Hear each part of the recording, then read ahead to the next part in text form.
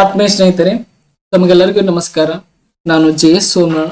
JSS ಸ್ಪರ್ಧಾ career academy YouTube channel ತಮಗೆ ಸ್ವಾಗತ ಸುಸ್ವಾಗತ. ಇಂದಿನ ಅವಧಿಯಲ್ಲಿ GPS ಸ್ಟಾರ್ ಸಿಲೆಬಸ್ ಅನ್ನ ಏನಪ್ಪ ಅಂದ್ರೆ ಡಿಸ್ಕಸ್ ಅನ್ನ ಮಾಡೋಣ. GPS ಸ್ಟಾರ್ ಸಿಲೆಬಸ್ ಏನೇನು ಒಳಗೊಂಡದ, ಅದಕ್ಕೆ ಯಾವ ರೀತಿಯಾಗಿ ಓದಬೇಕು, ಯಾವ ಪುಸ್ತಕಗಳನ್ನು ಓದಬೇಕು, ಅತಿ ಹೆಚ್ಚು ಯಾವ ಪುಸ್ತಕ ಒತ್ತು ಕೊಡಬೇಕು, GPS ಸ್ಟಾರ್ ಪರೀಕ್ಷೆ ವಿಧಾನ ಹೆಂಗಿರ್ತದ, ಅದ್ರ ಜೊತೆ ಡಿಸ್ಕಸ್ ಮಾಡೋಕ್ಕಿಂತ ಮುಂಚೆ ಮೊದಲಿಗೆ TT ಫೇಲ್ ಆದವ್ರು ಏನ್ ಮಾಡಬೇಕು, ಇದ್ರ ಬಗ್ಗೆ ಏನಪ್ಪ ಅಂದ್ರೆ ಒಂದೆರಡು ಮಾತುಗಳನ್ನದ ಅವುಗಳನ್ನ ಮಾತಾಡ್ಕೊಂಡು ಏನಪ್ಪ ಅಂದ್ರ ಮುಂದಿನ ಹಂತಕ್ಕೆ ಏನಪ್ಪ ಅಂದ್ರ ಹೋಗೋಣ. ಒಂದೇದು ಏನಪ್ಪ ಅಂದ್ರ ಕೆಲವೊಬ್ರು TT ಪಾಸ್ ಆಗಿದ್ರು, ಬಹಳಷ್ಟು ಖುಷಿ. TT ಯಾರು ಪಾಸ್ ಆಗಿದ್ರೆ ಅವ್ರೆಲ್ಲರಿಗೂ ಏನಪ್ಪ ಅಂದ್ರ ಕಂಗ್ರಾಚುಲೇಷನ್ ಏನಪ್ಪ ಅಂದ್ರ ಹೇಳ್ತಾ ಮುಂದೆ TT ಫೇಲ್ ಆಗಿದ್ದೀನಿ ನಾ ಏನ್ ಮಾಡ್ಬೇಕಂತ ಈಗ 2 ದಿನ ಏನಪ್ಪ ಅಂದ್ರ ತಲೆ ಒಳಗ್ ಕೊರಿತಿರ್ತದ. ಹೊರಗಡೆ ನಮಗ್ ಏನಪ್ಪ ಅಂದ್ರ ಮುಖ ತೋರ್ಸಕ್ ಆಗ್ತಾ ಇಲ್ಲ. ಆ ಲೆವೆಲ್ಗೆ ಏನಾಗ್ಯದಪ್ಪ ಅಂದ್ರ ಬೇಜಾರಾಗ್ಯದ. ಅದ್ ಬೇಜಾರಾಗ್ಯದ ಅಂತ ಏನ್ ಸುಮ್ ಕೊಡುವಂಗಿಲ್ರಿ. ನಮ್ ಕೆಲಸ ನಾವ್ ಏನಪ್ಪ ಅಂದ್ರ ಮಾಡ್ಬೇಕಾಗ್ತದ. ಬೇಜಾರಾಗಂತ ಏನಾದ್ರು ಕೊಡಂಗಿಲ್ಲ. ಇರುವ ಈಗ ಒಂದು ಅವಕಾಶವಾಯ್ತಾ, ಮುಂದೆ ಯಾವ್ಯಾವ ಅವಕಾಶಗಳು ನಮಗೆ ಸಿಗ್ತಾವ ಅವುಗಳನ್ನ ಏನಪ್ಪ ಅಂದ್ರ ನೋಡ್ಬೇಕು. ಸ್ವಲ್ಪ ನೋಡಿದಾಗ ಏನಾಗ್ತದಪ್ಪ ಅಂದ್ರ ಮತ್ ನಮ್ಗೆ ಓದ್ಬೇಕನ್ನೋ ಏನಪ್ಪ ಅಂದ್ರ ಉತ್ಸಾಹ ನಮ್ಮಲ್ಲಿ ಬರ್ತದ. ನೋಡ್ರಿ, TT ಆಯ್ತಂತ ಏನ್ ಬೇಜಾರ್ ಮಾಡ್ಕೋ ಅವಶ್ಯಕತೆ ಇಲ್ಲ. ನೋಡ್ರಿ, ನಾವ್ ಯಾವ್ಯಾವ ಅವಕಾಶಗಳದಾವನು ಒಂದ್ 2-3 ಅವಕಾಶಗಳದ ನಿಮ್ಮ TT ಫೇಲ್ ಆದವ್ರಿಗೆ. ಅವ್ರಿಗೆ ಏನಪ್ಪ ಅಂದ್ರ ಹೇಳ್ತೀನಿ. ಒಂದನೇ ಅವಕಾಶ ಏನಪ್ಪ ಅಂದ್ರ TT ಫೇಲ್ ಆಯ್ತಾ ಬಿಟ್ಬಿಡ್ರಿ. ಒಂದೇದ್ ಏನಪ್ಪ ಅಂದ್ರ CTT ಪರೀಕ್ಷೆಗೆ ಏನ್ ಮಾಡ್ಬೋದಪ್ಪ ಅಂದ್ರೆ ನೀವು ತಯಾರಿ ಮಾಡ್ಬೋದು. ಇನ್ನು ಎರಡನೇ ಆಯ್ಕೆ ಏನಿದಪ್ಪ ಅಂದ್ರ HS ಸ್ಟಾರ್ ಪರೀಕ್ಷೆ ಅದ. ಅದಕ್ಕಂತೂ ಯಾವುದೇ ರೀತಿ ಏನಪ್ಪ ಅಂದ್ರ TT ಇಲ್ಲ. ಅದಕ್ಕೆ ಯಾವುದೇ ರೀತಿ TT ಇಲ್ಲ. ಇಲ್ಲಿವರೆಗೆ TT ಬೇಕು ಬೇಡ ಅಂತ ಯಾರು ಸಹ ಏನಪ್ಪ ಅಂದ್ರೆ ಹೇಳಿಲ್ಲ. HS ಸ್ಟಾರ್ ಪರೀಕ್ಷೆಗೆ ತಯಾರಿ ಮಾಡ್ರಿ. ಇನ್ನು ಮೂರನೇದು ಏನಪ್ಪ ಅಂದ್ರ GPS ಸ್ಟಾರ್ ಪರೀಕ್ಷೆಗೆ ಏನ್ ಮಾಡ್ಬೋದಪ್ಪ ಅಂದ್ರೆ ನೀವು ತಯಾರಿ ಮಾಡ್ಬೋದು. TT ಫೇಲ್ ಆದ್ರೂ GPS ಸ್ಟಾರ್ ಪರೀಕ್ಷೆ ತಯಾರಿ ಮಾಡ್ಬೋದು. ಇದು ಏನಪ್ಪ ಅಂತಲ್ಲ ಹುಳ ಬಿಟ್ರಲ್ಲ ಇವ್ರು ಅನ್ಬೋದು ನೀವು. ಬಹಳ ಸಿಂಪಲ್ ಅದ. ನೀವು CTT ಪರೀಕ್ಷೆ ಕಟ್ಟಿ ಪಾಸ್ ಆದ್ರಂದ್ರ ನೀವೇನ್ ಮಾಡ್ಬೋದಪ್ಪ ಅಂದ್ರ GPS ಸ್ಟಾರ್ ಪರೀಕ್ಷೆಯನ್ನು ಬರೀಬಹುದು. ನೋಡ್ರಿ, ಸೆಂಟ್ರಲ್ ಟೀಚರ್ ಎಲಿಜಿಬಲ್ ಟೆಸ್ಟ್ ಏನಿದೆಲ್ಲ ಆ ಟೆಸ್ಟ್ ಪಾಸ್ ಆದವರು ಸೆಂಟ್ರಲ್ ಗೌರ್ಮೆಂಟ್ ಕಾಲ್ಫರ್ ಮಾಡುವಂತ ಟೀಚರ್ ಪೋಸ್ಟ್ಗೆ ನಾವು ಅರ್ಜಿ ಹಾಕ್ಬಹುದು. ಸ್ಟೇಟ್ ಗೌರ್ಮೆಂಟ್ ಕಾಲ್ಫರ್ ಮಾಡುವಂತ ಪೋಸ್ಟ್ಗೆ ಅಂದ್ರೆ ಟೀಚರ್ ಪೋಸ್ಟ್ಗೆ ನಾವ್ ಏನ್ ಮಾಡ್ಬೋದಪ್ಪ ಅಂದ್ರ ಅಪ್ಲಿಕೇಶನ್ ಹಾಕ್ಬೋದು. ಇಷ್ಟೊಂದು ಏನಪ್ಪ 3 ಅವಕಾಶಗಳದಾವ್. ಮತ್ತೆ TT ಯಾಕೆ ಫೇಲ್ ಅದ, ಎದ್ರ ಸಲ ಫೇಲ್ ಅದ ಆಲ್ರೆಡಿ ಗೊತ್ತಿರ್ತದೆ. ನೀವು ಪ್ರಾಪರ್ ಆಗಿ ಪ್ರಿಪೇರ್ ಮಾಡಿರೋದಿಲ್ವ ಒಂದು, ಇಲ್ಲಾಂದ್ರೆ ಎಕ್ಸಾಮ್ ಹಾಲ್ ಒಳಗೆ ಏನೋ ಕುಂತು ಮಿಸ್ಟೇಕ್ ಆಗಿರ್ತಾವ.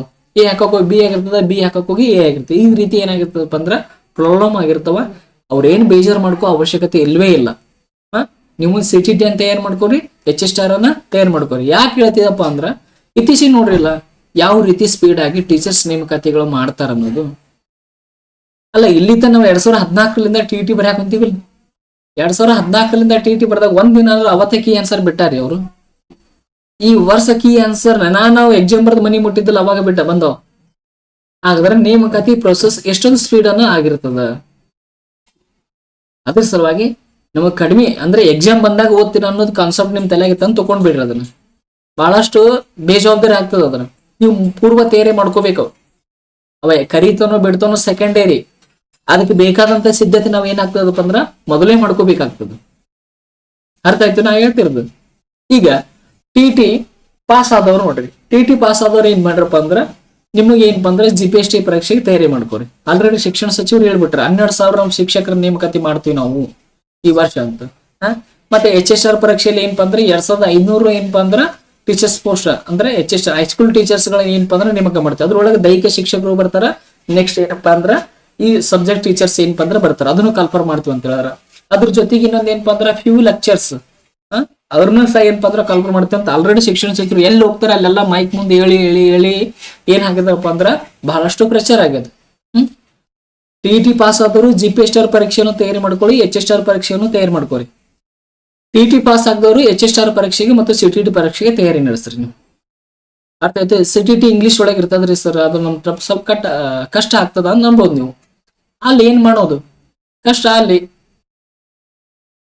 ಕಷ್ಟ ಪಡೆದಾಗ ಏನಾದ್ರೂ ಸಿಗ್ತದ ಜೀವನದೊಳಗೆ? ಸಿಗಲ್ಲ ರೀ. ಇಂಗ್ಲಿಷ್ ಸ್ವಲ್ಪ ಅಂಡರ್ಸ್ಟ್ಯಾಂಡಿಂಗ್ ಆಗ್ತದೆ. ಸ್ವಲ್ಪ ಅಂಡರ್ಸ್ಟ್ಯಾಂಡಿಂಗ್ ಆದ್ರೆ ಸಾಕು. ನೀವು ಸ್ವಲ್ಪ ಪ್ರಿಪೇರ್ ಮಾಡ್ಕೊಂಡ್ರೆ ಇನ್ನೂ ಸ್ವಲ್ಪ ಈಸಿ ಆಗ್ತದ ಅದು. ಮತ್ತೆ ಕೆಲವೊಬ್ರು ಏನ್ ಹೇಳಿದಾರಪ್ಪ ಅಂದ್ರೆ ಯೂಟ್ಯೂಬ್ ಚಾನಲ್ CTT ಪರೀಕ್ಷೆನ ಕನ್ನಡದಲ್ಲಿ ಬರೀಬಹುದು ಅಂತ ಹೇಳ್ಯಾರ. ಅದೊಂದು ತಲೆಯಾಗಿರ್ಲಿ. ಕನ್ನಡದಾಗ ಬರೀದಂದ್ರೆ ಎಲ್ಲಾ ಸಬ್ಜೆಕ್ಟ್ ಕನ್ನಡದೊಳಗೆ ಇರ್ತಾವ ಅಂತ ತಿಳ್ಕೊಳಕ್ ಹೋಗ್ಬೇಡ್ರಿ. ಕನ್ನಡ ಲ್ಯಾಂಗ್ವೇಜ್ ಮಾತ್ರ ಕನ್ನಡದೊಳಗೆ ಇರ್ತದೆ, ಉಳಿದು ಎಲ್ಲವೂ ಇಂಗ್ಲಿಷ್ ಒಳಗೆ ಇರ್ತದೆ. ಕನ್ನಡ ಲ್ಯಾಂಗ್ವೇಜ್ ಕನ್ನಡದಾಗ ಅಷ್ಟೇ ಬರೀಬೇಕು ನಾವು. ಉಳಿದಿದ್ದು ಇಂಗ್ಲಿಷ್ ಆಗಿರ್ಬೋದು, ಸೋಷಿಯಲ್ ಸೈನ್ಸ್ ಆಗಿರ್ಬೋದು, ಸೈಕಾಲಜಿ ಆಗಿರ್ಬೋದು, ನೆಕ್ಸ್ಟ್ ಸೈನ್ಸ್ ಆಗಿರ್ಬೋದು, ಮೆಥಡಾಲಜಿ ಆಗಿರ್ಬೋದು, ಇವೆಲ್ಲವೂ ಇಂಗ್ಲಿಷ್ ಒಳಗೆ ಇರ್ತಾವೆ ಕ್ವಶನ್ಸ್ಗಳು. ಒಂದ್ ಸ್ವಲ್ಪ ಅಂಡರ್ಸ್ಟ್ಯಾಂಡಿಂಗ್ ಮಾಡ್ಕೊಂಡು ನೀವು ನೀಟಾಗಿ ಪ್ರಿಪೇರ್ ಮಾಡಿದ್ದೆ ಆದ್ರೆ ಆರಾಮಾಗಿ CTT ಏನಪ್ಪಾ ಅಂದ್ರೆ 90 ಮಾರ್ಕ್ಸ್ ಅನ್ನು ತಗೋಬಹುದು. ಇಲ್ರಿ ನನಗೆ ಇಂಗ್ಲೀಷ ಬರಂಗಿಲ್ಲ, ನನಗೆ ಕಷ್ಟ ಆಗ್ತದ ಅಂದ್ರೆ ಬಿಡ್ರಿ, ಅದನ್ನು ಬಿಡ್ರಿ. HSR ಪರೀಕ್ಷೆಗೆ ಏನಪ್ಪಾ ಅಂದ್ರೆ ತಯಾರು ಮಾಡ್ರಿ. ಕನ್ನಡದೊಳಗೆ ಇರ್ತದ, ಹೈಸ್ಕೂಲ್ ಬುಕ್ಸ್ ಇರ್ತದ, ಅದೇ ಸೈಕಾಲಜಿ ಇರ್ತದ. ಇನ್ನೊಂದು HSR ಪರೀಕ್ಷೆಗೂ ಮತ್ತು GPSR ಪರೀಕ್ಷೆಗೂ ಸಿಲೆಬಸ್ ಒಂಚೂರು ಚೇಂಜ್ ಇಲ್ಲ. ಎಲ್ಲೋ ಚೇಂಜ್ ಆದ್ರೆ 1% ಅಷ್ಟೇ ಚೇಂಜ್ ಆಗ್ತದೆ. 99% ಏನಪ್ಪಾ ಅಂದ್ರೆ ಸೇಮ್ ಅದಾವ, ಸೇಮ್, ಏನೇನು ವ್ಯತ್ಯಾಸ ಇಲ್ಲ. ನೀವು HSR ಪರೀಕ್ಷೆ ತಯಾರಿ ನಡೆಸಿದ್ರಂದ್ರೆ GPSR ಪರೀಕ್ಷೆ ತಯಾರಿ ನಡೆಸಿದಂಗ, GPSR ಪರೀಕ್ಷೆ ತಯಾರಿ ಮಾಡಕ್ ಕುಂತೀರಂದ್ರೆ HSR ಪರೀಕ್ಷೆ ತಯಾರಿ ಮಾಡಿದಂಗ. ಕ್ಲಿಯರ್ ಆಯ್ತ್ರಿ? ನಾನು TT ಪಾಸ್ ಆದವ್ರು ಏನ್ ಮಾಡ್ರಿ, GPSR ಪರೀಕ್ಷೆ ಮಾಡ್ರಿ. TT ಫೇಲ್ ಆದವ್ರು ಏನ್ ಮಾಡ್ರಿ, HSR ಪರೀಕ್ಷೆಗೆ ತಯಾರಿ ಮಾಡ್ರಿ. ಕಾಲ್ಫರ್ಮ್ ಆಗೋದಂತೂ ಗ್ಯಾರಂಟಿ. 100ಕ್ಕೆ 100 ಅಷ್ಟು ಏನಾಗ್ತವಪ್ಪ ಅಂದ್ರೆ ಈ ಸಲ ಕಾಲ್ಫರ್ಮ್ ಆಗ್ತಾವ. ನೋಡ್ರಿ, ಈಗ TT ಪಾಸ್ ಆದವ್ರಿಗೆ ಏನಪ್ಪಾ ಅಂದ್ರೆ GPT ಪರೀಕ್ಷೆ ಏನಪ್ಪಾ ಅಂದ್ರೆ ತಯಾರಿ ನಡೆಸ್ತದ್ರಿ. ಅಂದ್ರೆ GPSR ಪರೀಕ್ಷೆಗೆ ತಯಾರಿ ನಡೆಸ್ತದ್ರಿ. ಒಟ್ಟಾರೆಯಾಗಿ GPST ಪರೀಕ್ಷೆಗೆ ಏನಾಗ್ತಾವಪ್ಪ ಅಂದ್ರ, GPT ಪರೀಕ್ಷೆಗೆ ಏನಾಗ್ತಾವಪ್ಪ ಅಂದ್ರ 3 ಎಕ್ಸಾಮ್ಸ್ಗಳು ಇರ್ತಾವ. ಒಂದು GK ಇರ್ತದ, ನೆಕ್ಸ್ಟ್ ಒಂದು ಮೆಥಡಾಲಜಿ ಇರ್ತದ. ಅಂದ್ರೆ ಯಾವ ಸಬ್ಜೆಕ್ಟ್ ಟೀಚ್ ಮಾಡ್ತಿರಲ್ಲ, ಸೋಷಿಯಲ್ ಸೈನ್ಸ್ ಇದ್ರ ಸೋಷಿಯಲ್ ಸೈನ್ಸ್, ನೆಕ್ಸ್ಟ್ ಸೈನ್ಸ್ ಇದ್ರ ಸೈನ್ಸ್ ಏನ್ ಮಾಡ್ತಿರಲ್ಲ ಅದು ಇರ್ತದ. ನೆಕ್ಸ್ಟ್ ಏನಪ್ಪಾ ಅಂದ್ರ ಕನ್ನಡ ಇರ್ತದ. ಏನಿರ್ತದ? ಕನ್ನಡ ಇರ್ತದ. ನೋಡ್ರಿ, GK ಏನಪ್ಪಾ ಅಂದ್ರೆ 150 ಮಾರ್ಕ್ಸಿಗೆ ಇರ್ತದ. ನೆಕ್ಸ್ಟ್ ಮೆಥಡಾಲಜಿ ಏನಪ್ಪಾ ಅಂದ್ರೆ 150 ಮಾರ್ಕ್ಸಿಗೆ ಇರ್ತದ.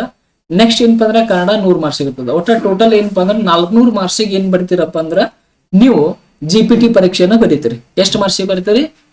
400 ಮಾರ್ಕ್ಸಿಗೆ ಬರೀತೀರಿ. ಈ 400 ಮಾರ್ಕ್ಸಿಗೆ ಒಂದು 320 ಮಾರ್ಕ್ಸ್ ತಗೊಂಡಂದ್ರ ನೀವು ಗ್ಯಾರಂಟಿ ಟೀಚರ್ ಆಗ್ತೀರಿ. ಇದ್ರಾಗ ಯಾವುದೇ ಸಂಶಯ ಇಲ್ಲ. ಒಂದು 320 ಏನಾದ್ರೂ ಮಾರ್ಕ್ಸ್ ತಗೊಂಡ್ರಿ ಅಂದ್ರ ನಿಮ್ ಕೈಯಾಗ ಆರ್ಡರ್ ಕಾಪಿ ಬಂದ್ ಕೂಡ್ತದ. ಕಮ್ಮಿ ತಗೊಂಡ್ರು ಮಿಸ್ ಆಗ್ತದ. ಅದ್ರ ಸಲುವಾಗಿ ಪ್ರಾಪರ್ ಆಗಿ ಏನ್ ಮಾಡ್ರಪ್ಪ ಅಂದ್ರ ಪ್ರಿಪೇರ್ ಮಾಡ್ರಿ. ಒಂಚೂರು ಟೈಮ್ ವೇಸ್ಟ್ ಮಾಡಂಗಿಲ್ಲ. TT ಪಾಸ್ ಆದವರು ಎಲ್ಲ ಹಂತವಾಗಿ ಏನಪ್ಪಾ ಅಂದ್ರೆ ನಿಮ್ ಜೊತೆ ನಾನು ಡಿಸ್ಕಷನ್ ಮಾಡ್ತಾ ಹೋಗ್ತೀನಿ. ಇವತ್ತೇನಪ್ಪಾ ಅಂದ್ರೆ ಈ ಇದ್ರೊಳಗ ಸಾಮಾನ್ಯ ಪಠ್ಯಕ್ರಮ, ಅದ್ರ ಜೊತೆಗೆ ಸಾಮಾನ್ಯ ಕನ್ನಡ ಪಠ್ಯಕ್ರಮ, ಅದ್ರ ಜೊತೆಗೆ ಸೈಕಾಲಜಿ ಸಿಲೆಬಸ್ ಅನ್ನು ಮಾತ್ರ ಏನಪ್ಪಾ ಅಂದ್ರೆ ನಾನು ಡಿಸ್ಕಷನ್ ಮಾಡ್ತೀನಿ. ನೆಕ್ಸ್ಟ್ ನಿಮಗೆ ಏನಾದ್ರೂ ಆ ರೀತಿ ಇತ್ತಂದ್ರೆ ವಿಡಿಯೋ ಪಾಸ್ ಮಾಡಿ ಇಂಗ್ಲಿಷ್ ನೋಡ್ಕೋರಿ. ಬೇರೆ ಬೇರೆ ಸಬ್ಜೆಕ್ಟ್ ಅದಾವ, ಅವನು ಏನಪ್ಪಾ ಅಂದ್ರೆ ನೋಡ್ಕೊಂಡ್ಬಿಡ್ರಿ ಒಂದ್ಸಲ. ನೋಡ್ರಿ, GPT ಪರೀಕ್ಷೆಗೆ ಎಷ್ಟು ಪರೀಕ್ಷೆಗಳು ಇರ್ತಾವ? 3 ಪರೀಕ್ಷೆ ಇರ್ತಾವ. ಒಂದು GK, ಅದು ಎಷ್ಟು ಮಾರ್ಕ್ಸಿಗೆ ಇರ್ತದ? 150 ಮಾರ್ಕ್ಸಿಗೆ ಇರ್ತದ. ಎರಡನೇದು ನೀವು ಯಾವ ಸಬ್ಜೆಕ್ಟ್ ಟೀಚಿಂಗ್ ಮಾಡ್ತೀರಿ ಆ ಸಬ್ಜೆಕ್ಟ್. ಸೈನ್ಸ್ ಮಾಡ್ರೆ ಸೈನ್ಸ್, ಸೋಷಿಯಲ್ ಸೈನ್ಸ್ ಮಾಡ್ರೆ ಸೋಷಿಯಲ್ ಸೈನ್ಸ್, ಅದು 150 ಇರ್ತದ. ಇದ್ರೊಳಗ 2 ಭಾಗ ಇರ್ತದ. ಒಂದು 50 ಮಾರ್ಕ್ಸಿಂದ ಏನಿರ್ತದಪ್ಪ ಅಂದ್ರೆ MCQs ಇರ್ತದ. ಮೆಥಡಾಲಜಿ ಒಳಗ ಇಂಪಾರ್ಟೆಂಟ್, ಮೆಥಡಾಲಜಿ ಒಳಗ ಏನಿರ್ತದಪ್ಪ ಅಂದ್ರ 50 ಮಾರ್ಕ್ಸಿಗೆ MCQs ಇರ್ತದ. ಇನ್ನ 100 ಮಾರ್ಕ್ಸಿಗೆ ಏನಿರ್ತದಪ್ಪ ಅಂದ್ರೆ ರೈಟಿಂಗ್ ಇರ್ತದ. ಏನಿರ್ತದ? ರೈಟಿಂಗ್ ಇರ್ತದ. ನೆಕ್ಸ್ಟ್ GK 150 ಮಾರ್ಕ್ಸಿಂದ ಏನಿರ್ತದಪ್ಪ ಅಂದ್ರೆ MCQs ಇರ್ತದ. ನೋಡ್ರಿ, GK ಏನಿರ್ತದ 150 ಏನಾಗಿರ್ತದ? MCQs ಇರ್ತದ. ಸೋಷಿಯಲ್ ಸೈನ್ಸ್ ಅಥವಾ ಸೈನ್ಸ್ ಅಥವಾ ನೀವು ಮೆಥಡಾಲಜಿ, ನೀವು ಯಾವ ಸಬ್ಜೆಕ್ಟ್ ಟೀಚಿಂಗ್ ಮಾಡ್ತಿರಲ್ಲ ಅದು ಏನಪ್ಪಾ ಅಂದ್ರೆ 50 ಮಾರ್ಕ್ಸ್ MCQs ಇರ್ತದ. ಇನ್ನ 100 ಮಾರ್ಕ್ಸ್ ಏನಪ್ಪಾ ಅಂದ್ರೆ ರೈಟಿಂಗ್ ಇರ್ತದ. ಇನ್ನ ಕನ್ನಡ ಪೇಪರ್ ಏನಪ್ಪಾ ಅಂದ್ರೆ 100 ಮಾರ್ಕ್ಸ್ ರೈಟಿಂಗ್ ಇರ್ತದ. 100 ಮಾರ್ಕ್ಸ್ ಏನಪ್ಪಾ ಅಂದ್ರೆ ರೈಟಿಂಗ್ ಇರ್ತದ. ಒಟ್ಟ ಟೋಟಲ್ ಏನಪ್ಪಾ ಅಂದ್ರೆ 400 ಮಾರ್ಕ್ಸಿಗೆ ಏನಪ್ಪಾ ಅಂದ್ರೆ ಇರ್ತದ. ಅರ್ಥ ಆಯ್ತು? ಇದು ಕಾನ್ಸೆಪ್ಟ್ ಕ್ಲಿಯರ್ ಆಯ್ತು? ನೆಕ್ಸ್ಟ್ ಇದಕ್ಕೆ ಯಾವ್ಯಾವ ಬುಕ್ ರೆಫರ್ ಮಾಡಬೇಕು, ಯಾವ್ಯಾವ ವಿಷಯಗಳಿಗೆ ನಾವು ಅತಿ ಹೆಚ್ಚು ಒತ್ತು ಕೊಡಬೇಕು, ಯಾವ ವಿಷಯವನ್ನು ಓದಿದ್ರೆ ನಾವು ಜಲ್ದಿ ಏನಪ್ಪಾ ಅಂದ್ರೆ ಒಂದೊಂದು ವಿಷಯಕ್ಕೆ ಏನಪ್ಪಾ ಅಂತಂದ್ರೆ ಕಡಿಮೆ ಸಮಯ ಇಟ್ಟರೆ ಹೆಚ್ಚಿಂಗ್ ಸ್ಕೋರ್ ಆಗ್ತದ. ಕೆಲವೊಂದು ವಿಷಯಕ್ಕೆ ಜಾಸ್ತಿ ಟೈಮ್ ಕೊಟ್ಟು ಹೆಚ್ಚಿಂಗ್ ಸ್ಕೋರ್ ಮಾಡ್ಬೇಕಾಗ್ತದೆ ನಾವು. ಈಗ ಕನ್ನಡ ತಗೋರಿ, ಕನ್ನಡ ಆಲ್ರೆಡಿ ಏನಪ್ಪಾ ಅಂದ್ರೆ ಅರ್ಧ ಕುಡಿದ್ ಬಿಟ್ಟಿದ್ರಿ ನೀವು. ಕನ್ನಡ ಬಹಳಷ್ಟು ಏನಪ್ಪಾ ಅಂದ್ರೆ ಈಜಿ ಸಿಲೆಬಸ್. SSLC ಲೆವೆಲ್ ವಿದ್ಯಾರ್ಥಿಗಳು ಕೇಳಬೇಕಾದಂತ ವಿಷಯನ ಶಿಕ್ಷಕರ ಆಧಾರ ನಿಮಗ್ ಕೇಳ್ತಿರ್ತಾರೆ ಪ್ರಶ್ನೆಗಳು. ಅವುಗಳೇನಪ್ಪಾ ಕನ್ನಡದಲ್ಲಿ ವರ್ಣಮಾಲೆಗಳು ಎಷ್ಟಂದ್ರೆ ಹೇಳ್ತೀರಿ, ಸ್ವರಗಳೆಂದರೇನಂತ ಹೇಳ್ತೀರಿ. ಇವೆಲ್ಲ ಈಸಿ ಕ್ವಶನ್ಸ್. ಗುಣಿತಾಕ್ಷರಗಳೆಂದ್ರೆ ಏನಂತ ಕೇಳ್ತೀರಿ, ಸಂಯುಕ್ತಾಕ್ಷರಗಳೆಂದ್ರೆ ಏನಂತ ಬರೀತೀರಿ. ಅದ್ರಾಗ ಎಷ್ಟು ವಿಧಗಳಂದ್ರೆ ಇವೆಲ್ಲ ಬರೀತೀರಿ, ಈಜಿ ಅದಾವ. ಕನ್ನಡದಕ್ಕೆ ಏನ್ ಮಾಡ್ರಿ, ನೀವು ಓದಿದ್ರು 80 ಮಾಡ್ತೀರಿ. ನೋಡ್ರಿ, ಇಲ್ಲಿ ಇಂಪಾರ್ಟೆಂಟ್ ಹೇಳ್ತೀನಿ, ಕನ್ನಡಕ್ಕ ನೀವು ಓದಿದ್ರು 80 ಮಾಡ್ತೀರಿ, ಓದಲಿಲ್ಲ ಅಂದ್ರೆ 80 ಮಾಡ್ತೀರಿ. ಸ್ವಲ್ಪ ಎಫರ್ಟ್ ಕೊಟ್ಟು ಸ್ವಲ್ಪ ಹೆಚ್ಚಿನ ಸಮಯ ಕೊಟ್ಟು ಓದಿದ್ರೆ ಅಂದ್ರೆ ಒಂದ್ 85 ಮಾಡ್ಬೋದು ನೀವು.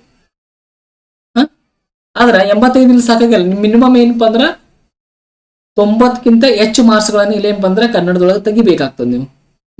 ನೋಡ್ರಿ, ಆಮೇಲೆ ಅದ ಏನಪ್ಪಾ ಅಂದ್ರ ಅಂತ ಏನಪ್ಪಾ ಅಂದ್ರ ಡಿಸ್ಕಷನ್ ಮಾಡ್ಕೊಂತ ಅಂದ್ರೆ GK ಪೇಪರ್ ಯಾವ ರೀತಿ ಆಗಿರ್ತದ, ಕ್ವಶನ್ ಪೇಪರ್ ಡಿಸ್ಕಷನ್ ಮಾಡ್ತೀನಿ ನಿಮ್ ಜೊತೆಗೆ. ಮಾಡ್ತಿರುವಾಗ ನಿಮಗ್ ಗೊತ್ತಾಗ್ತದ ಅಲ್ಲಿ ಯಾವ್ಯಾವ ರೀತಿಯಾಗಿ ಬರ್ತಾವ.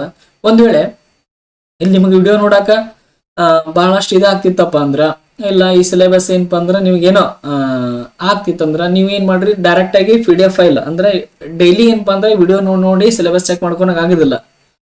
ಒಂದ್ ಕಡೆ ನೀಟಾಗಿ ಕುಂತ್ಗೇಸಿ ಸ್ಕೂಲ್ ಎಜುಕೇಶನ್ ವೆಬ್ಸೈಟಿಗೆ ಹೋರಿ, ಅಲ್ಲಿ CSL ಅದ, ಅಲ್ಲಿ ಹೋಗಿಸಿ ಈ ಸಿಲೆಬಸ್ ಅದ.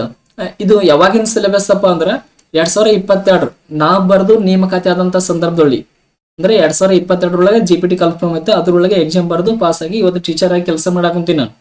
ಅವಾಗಿನ ಸಿಲೆಬಸ್ ಅನ್ನ ನಿಮ್ ಜೊತೆ ಡಿಸ್ಕಸ್ ಮಾಡ್ತೀನಿ. ಸರ್ ಆಗಿನ ಸಿಲೆಬಸ್ ಈಗಿನ ಸಿಲೆಬಸ್ ಮತ್ತೆ ಏನಾದ್ರು ಚೇಂಜ್ ಆದ್ರೆ ಏನ್ ಮಾಡ್ತಿ? ಚೇಂಜ್ ಆಲ್ ಬಿಡ್ರಿ, ಒಟ್ಟು ಸಿಲೆಬಸ್ ಚೇಂಜ್ ಆಗ್ತದನ? ಬಾಳ ಅಂದ್ರೆ ಒಂದು 5% ಆಗ್ತಬಹುದು, ಇಲ್ಲ 1%. ಅಷ್ಟೇನ್ ಸಿಲೆಬಸ್ 5% ಅಂದ್ರೂ ಬಹಳ ಆಯ್ತು. ಕೇವಲ 1% ಮಾತ್ರ ಸಿಲೆಬಸ್ ಏನಾಗ್ತದಪ್ಪ ಅಂದ್ರೆ ಚೇಂಜಸ್ ಆಗ್ತದ. ಅದನ್ನ ಬಿಟ್ರಿ ಯಾವುದೇ ರೀತಿ ಚೇಂಜಸ್ ಆಗಲ್ಲ. ಹಾಗಂತ ನೀವು ಪ್ರಿಪೇರ್ ಆಗೋದು ಬಿಟ್ಟೇರಿ, ಚೇಂಜಸ್ ಆದ್ರೆ ಏನ್ ಯಾವ್ದು ಚೇಂಜ್ ಆಗಂಗಿಲ್ಲ, ಏನಾಗಲ್ಲ. ಸುಮ್ಮನೆ ಪ್ರಿಪೇರ್ ಮಾಡ್ತಾರ ಮಾಡ್ರಿ, 1% ಅಲ್ಲ, ಲಾಸ್ಟ್ ಕವರ್ ಮಾಡ್ಕೋರಿ. ಏನು ಚೇಂಜಸ್ ಆಗಲ್ಲ ಸಿಲೆಬಸ್ ಒಳಗೆ, ಏನು ಚೇಂಜಸ್ ಆಗಲ್ಲ ಆಲ್ಮೋಸ್ಟ್ ಆಲ್. ಬಟ್ ಆದ್ರೂ ಏನಾಗ್ತದೆ, 1% ಆಗ್ಬೋದು, 2% ಆಗ್ಬೋದು. ಅದನ್ನ ಬಿಟ್ರೆ ಏನಾಗಲ್ಲ. 1 ಮಿನಿಟ್ 2 ಮಿನಿಟ್ ಅಟ್ಟೆ ಚೇಂಜ್ ಮಾಡ್ತಾರೆ, ಉಳಿದಿದ್ದು ಏನೇನು ಚೇಂಜ್ ಆಗಂಗಿಲ್ಲ. ನೀವು ಸುಮ್ ಏನ್ ಮಾಡ್ರಿ, ಯಾರ ಮಾತು ಕೇಳದ ಪ್ರಿಪೇರ್ ಸ್ಟಾರ್ಟ್ ಮಾಡ್ರಿ. ನಂದಂತರೂ ಫೈನಲ್ ಇದೇ ಮಾತು. ಅರ್ಥ ಆಯ್ತು ನೋಡ್ರಿ. ಇಲ್ಲಿ ಯಾವ್ಯಾವ ವಿಷಯಗಳು ಇರ್ತಾವ ನೋಡ್ರಿ. GPSR ಪರೀಕ್ಷೆಗೆ ತಯಾರಿ ಮಾಡೋರು ಸಾಮಾನ್ಯ ಕನ್ನಡ ಇರ್ತದ, ಸಾಮಾನ್ಯ ಇಂಗ್ಲಿಷ್ ಇರ್ತದ, ಸಾಮಾನ್ಯ ಜ್ಞಾನ ಇರ್ತದ, ಶೈಕ್ಷಣಿಕ ಮನೋವಿಜ್ಞಾನ ಇರ್ತದ, ಮಗುವಿನ ಬೆಳವಣಿಗೆ ಮತ್ತು ಬೋಧನೆ ಶಾಸ್ತ್ರ ಇರ್ತದ. ಸರ್, ಮಗುವಿನ ಬೆಳವಣಿಗೆ ಮತ್ತು ಬೋಧನಾ ಶಾಸ್ತ್ರ ಎಲ್ಲಿ ಓದ್ಬೇಕ್ರಿ? ಈ ಪುಸ್ತಕನ ನೋಡಿದಲ್ರಿ ನಾವು ಅನ್ಬೋದು. ಬಹಳ ತಲೆ ಕೆಡ್ಸೋಬೇಡ್ರಿ ಇದಕ್ಕೆ. ಶೈಕ್ಷಣಿಕ ಮನೋವಿಜ್ಞಾನದೊಳಗ ಮಗುವಿನ ಬೆಳವಣಿಗೆ ಮತ್ತು ಬೋಧನಾ ಶಾಸ್ತ್ರ ಬರ್ತದ, ಅದನ್ನೇ ಓದ್ಬಿಡ್ರಿ ಸಾಕು. ಮತ್ತೆ ಸೈಕಾಲಜಿ ಬೆಸ್ಟ್ ಬುಕ್ ಯಾರದ್ರಿ ಅಂತ ಕೇಳ್ಬೋದು ನೀವು. ವಾಮದೇವ್ ಸರ್ ಬುಕ್ ಅದ, ಸಾಕು. ಅದು ಒಂದು ಪ್ರಿಪೇರ್ ಮಾಡಿ ನೀವು ಸರಿಯಾಗಿ ಅದ್ರ ಒಂದೇ ಒಂದು ಪಾಯಿಂಟ್ ಬಿಡ್ಲಾರಂಗ್ ಓದ್ಕೊಂಬಿಡ್ರಿ. ಸೈಕಾಲಜಿ ಒಳಗೆ ನೀನು ಮಿನಿಮಮ್ ಏನಿಲ್ಲ ಅಂದ್ರೆ 50 ಮಾರ್ಕ್ಸಿಗೆ ಒಂದು 30 ಮಾರ್ಕ್ಸ್ ತೆಗಿಬಹುದು ನೀವು. ಕ್ವಶನ್ ಪೇಪರ್ ಟಫ್ ಬಂದ್ರೆ 30 ತೆಗಿಬಹುದು, ಈಜಿ ಬಂದ್ರೆ ಒಂದು 40 ತೆಗಿಬಹುದು. ಸೈಕಾಲಜಿ ಅಷ್ಟು ಸರಳ ಇಲ್ಲ. ಈ ಸಲ ಸೈಕಾಲಜಿಗೂ ಮತ್ತೆ ಹಿಂದೆ ತೆಗೆದು ಸೈಕಾಲಜಿಗೂ ಬಹಳಷ್ಟು ವ್ಯತ್ಯಾಸ ಅದ. ತೆಗೆದು ನೋಡ್ರಿ ಒಂದ್ಸಲ. ಅಪ್ಲಿಕೇಶನ್ ಮೆಥಡ್ ಒಳಗೆ ಕ್ವಶನ್ಸ್ ಗಳು ಬಂದು ಏನೂ ಅರ್ಥ ಆಗಂಗಿಲ್ಲ, ಅಷ್ಟೊಂದು ಟಫ್ ಬಂದ. ಆದ್ರೆ ಈ ಸಲ ಏನಪ್ಪಾ ಅಂದ್ರ 30 ಮಾಡ್ಬೋದು ನಾವು. ಅಷ್ಟೊಂದು ಈಸಿ ಏನಪ್ಪಾ ಅಂದ್ರೆ TT ಒಳಗೆ ಈ ಸಲ ಬಂದದ. ನೆಕ್ಸ್ಟ್ ನೋಡ್ರಿ, ಆರೋಗ್ಯ ಮತ್ತು ಮೌಲ್ಯ ಶಿಕ್ಷಣ.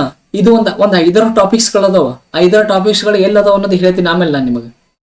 ಅದೊಂದಿಷ್ಟು ಓದ್ಬಿಟ್ರೆ ಸಾಕು ನೀವು. ಇಲ್ಲಿ ಮಿನಿಮಮ್ ಒಂದು 15 ಮಾರ್ಕ್ಸಿಗೆ ಬರ್ತೈತೆ ಅದು ಆರೋಗ್ಯ ಮತ್ತು ಮೌಲ್ಯ ಶಿಕ್ಷಣ. 15 ಏನಪ್ಪಾ ಅಂದ್ರೆ ಮಾಡ್ಬೋದು. ನಿಮಗೆ ಇನ್ನೊಂದು ವಿಚಾರ ಹೇಳ್ತೀನಿ ಕೇಳ್ರಿ. ಇಲ್ಲಿ ನಾನು 2022 GPT ಪರೀಕ್ಷೆ ಬರೆಯಾಗ ಆರೋಗ್ಯ ಮತ್ತು ಮೌಲ್ಯ ಶಿಕ್ಷಣ ಸಾಧನಾ ಅಕಾಡೆಮಿ ಒಳಗೂ ಒಂದು ವಿಡಿಯೋ ನೋಡಿದ್ದೆ. ಮಂಜುನಾಥ್ ಸರ್ ಮಾಡಿದಂತ ಒಂದು ವಿಡಿಯೋ ನೋಡಿದ್ದೆ. ನೆಕ್ಸ್ಟ್ ಏನಪ್ಪಾ ಅಂದ್ರ 5 ರಿಂದ 10 ದೈಹಿಕ ಶಿಕ್ಷಣ ಪುಸ್ತಕಗಳು ಬರ್ತಾವ. ಆ ಪುಸ್ತಕಗಳನ್ನ ಏನಪ್ಪಾ ಅಂದ್ರ ಎಕ್ಸಾಮ್ ಹಿಂದಿನ ದಿನ ನೋಡಿದ್ದೆ. ನೋಡಿದಾಗ ಮರ್ದಿನ ಹೋಗಿ GK ಪೇಪರ್ ಬರ್ದಾಗ ನನಗೆ ಎಷ್ಟು ಬಂತಪ್ಪ ಅಂದ್ರ ದೈಹಿಕ ಶಿಕ್ಷಣ 15 ಮಾರ್ಕ್ಸ್ ಬಂತ. ಅಷ್ಟೊಂದು ಈಜಿ ಅದ ಇದು. ಹಂಗಂತ ಇದಕ್ಕೆ ಜಾಸ್ತಿ ಒತ್ತು ಕೊಡಂಗಿಲ್ಲ, ಹಂಗಂತ ಏನು ಬಿಡಂಗಿಲ್ಲ. ಅದು ಸ್ವಲ್ಪ ಏನಪ್ಪಾ ಅಂದ್ರೆ ನೋಡ್ಬೇಕಾಗ್ತದೆ. ಸಾಕಷ್ಟು ಮಂದಿ ಯೂಟ್ಯೂಬ್ ಚಾನಲ್ ಅದ್ರ ಏನಪ್ಪಾ ಅಂದ್ರೆ ಕ್ಲಾಸ್ಗಳನ್ನ ಮಾಡೇ ಮಾಡ್ತಾರೆ. ನಿಮಗೆ ಸರ್ಚ್ ಮಾಡ್ರಿ, ಯಾರು ಪ್ರಾಪರ್ ಆಗಿ ಕ್ಲಾಸ್ ಮಾಡ್ತಾರ ಅವ್ರ ಕ್ಲಾಸ್ ಅನ್ನ ಏನ್ ಅಂದ್ರೆ ವೀಕ್ಷಣೆ ಮಾಡ್ರಿ. ನೆಕ್ಸ್ಟ್ ಇನ್ನ ಗಣಕಯಂತ್ರ ಸಾಕ್ಷರತೆ ಅಂದ್ರೆ ಕಂಪ್ಯೂಟರ್ ಲಿಟ್ರಸಿ ಅಂತ ಬರ್ತದ. ಅದನ್ನ ಏನಪ್ಪಾ ಅಂದ್ರ ಅದೊಂದು 15 ಮಾರ್ಕ್ಸಿಗೆ ಇರ್ತದ. ಈ ಗಣಕಯಂತ್ರ ಸಾಕ್ಷರತೆಗೆ ಬಂದು ಬೆಸ್ಟ್ ಬುಕ್ ನಮ್ಮ ಕನ್ನಡದೊಳಗ ಎಲ್ಲರೂ ರೆಫರ್ ಮಾಡುವಂತ ಬುಕ್ ಯಾವ್ದಪ್ಪ ಅಂದ್ರೆ ಬುಲ್ಬುಲೇಶ್ವರ್ ಪುಸ್ತಕ ಬರ್ತದ. ಅದನ್ನ ಏನ್ ಮಾಡ್ರಪ್ಪ ನೀವು ಪ್ರಿಪೇರ್ ಅನ್ನ ಮಾಡ್ರಿ. ನೋಡ್ರಿ, ಈಗ ಇದು ಏನಪ್ಪಾ ಅಂದ್ರ ಸಾಮಾನ್ಯ ಕನ್ನಡ ಪಠ್ಯಕ್ರಮ. ಇದು ಯಾವ ರೀತಿ ಆಗಿರ್ತದ ಒಂದ್ಸಲ ವಿಡಿಯೋ ಪಾಸ್ ಮಾಡ್ರಿ, ನೋಡ್ಕೊರಿ ಒಂದ್ಸಲ. ನೋಡ್ಕೊರಿ. ಇಲ್ಲಾಂದ್ರೆ ನಿಮ್ PDF ಫೈಲ್ ಬೇಕಂತ ಸ್ಕೂಲ್ ಎಜುಕೇಶನ್ ಒಳಗೆ ಇದ್ರೊಳಗೆ ಹೋರಿ, ಅಲ್ಲಿ ಡೌನ್ಲೋಡ್ ಮಾಡ್ಕೊರಿ. ಒಂದ್ಸಲ ಏನಪ್ಪಾ ಅಂದ್ರೆ ನೋಡ್ಕೊರಿ. ಅದನ್ನ ಈ ವಿಡಿಯೋದೊಳಗೆ ಏನಪ್ಪಾ ಅಂದ್ರ ಶೈಕ್ಷಣಿಕ ಮನೋವಿಜ್ಞಾನದ ಸಿಲೆಬಸ್ ಏನಪ್ಪಾ ಅಂದ್ರೆ ನಿಮ್ಮೊಂದಿಗೆ ನಾನು ಡಿಸ್ಕಸ್ ಅನ್ನ ಮಾಡ್ತೀನಿ. ನೆಕ್ಸ್ಟ್ ಇದು ಏನಪ್ಪಾ ಅಂದ್ರ ಇಲ್ಲಿ ಯಾವ್ಯಾವ ಪುಸ್ತಕಗಳನ್ನ ರೆಫರ್ ಮಾಡ್ಬೇಕ, ರೆಫರೆನ್ಸ್ ಕಾಪಿಗಳ ಕೊಟ್ಟಿದ್ದಾನೆ. ಅದನ್ನು ಒಂದ್ಸಲ ಏನಪ್ಪಾ ಅಂದ್ರ ನೋಡ್ಕೊಂಡ್ಬಿಡ್ರಿ. ನೀವು ವಿಡಿಯೋ ಪಾಸ್ ಮಾಡ್ರಿ, ನೋಡ್ರಿ. ಇದೇನಪ್ಪಾ ಅಂದ್ರ ಬಹಳಷ್ಟು ಲೆಂಗ್ತಿ ಅದ. ಅಷ್ಟೊಂದು ಡಿಸ್ಕಸ್ ಮಾಡುವಂತದ್ದು ಏನಪ್ಪಾ ಅಂದ್ರ ಅವಶ್ಯಕತೆ ಇಲ್ಲ. ನೆಕ್ಸ್ಟ್ ಸಬ್ಜೆಕ್ಟ್ ಏನಪ್ಪಾ ಅಂದ್ರೆ ಜನರಲ್ ಇಂಗ್ಲಿಷ್ ಬರ್ತದ. ಅದನ್ನ ಏನಪ್ಪಾ ಅಂದ್ರೆ ವಿಡಿಯೋ ಪಾಸ್ ಮಾಡ್ರಿ, ನೋಡ್ಕೊರಿ. ಇದು ರೆಫರೆನ್ಸ್ ಬುಕ್ಸ್ ಗಳನ್ನ ಬಿಟ್ಟಿದ್ದಾನೆ ಇಲ್ಲಿ. Next GK paper.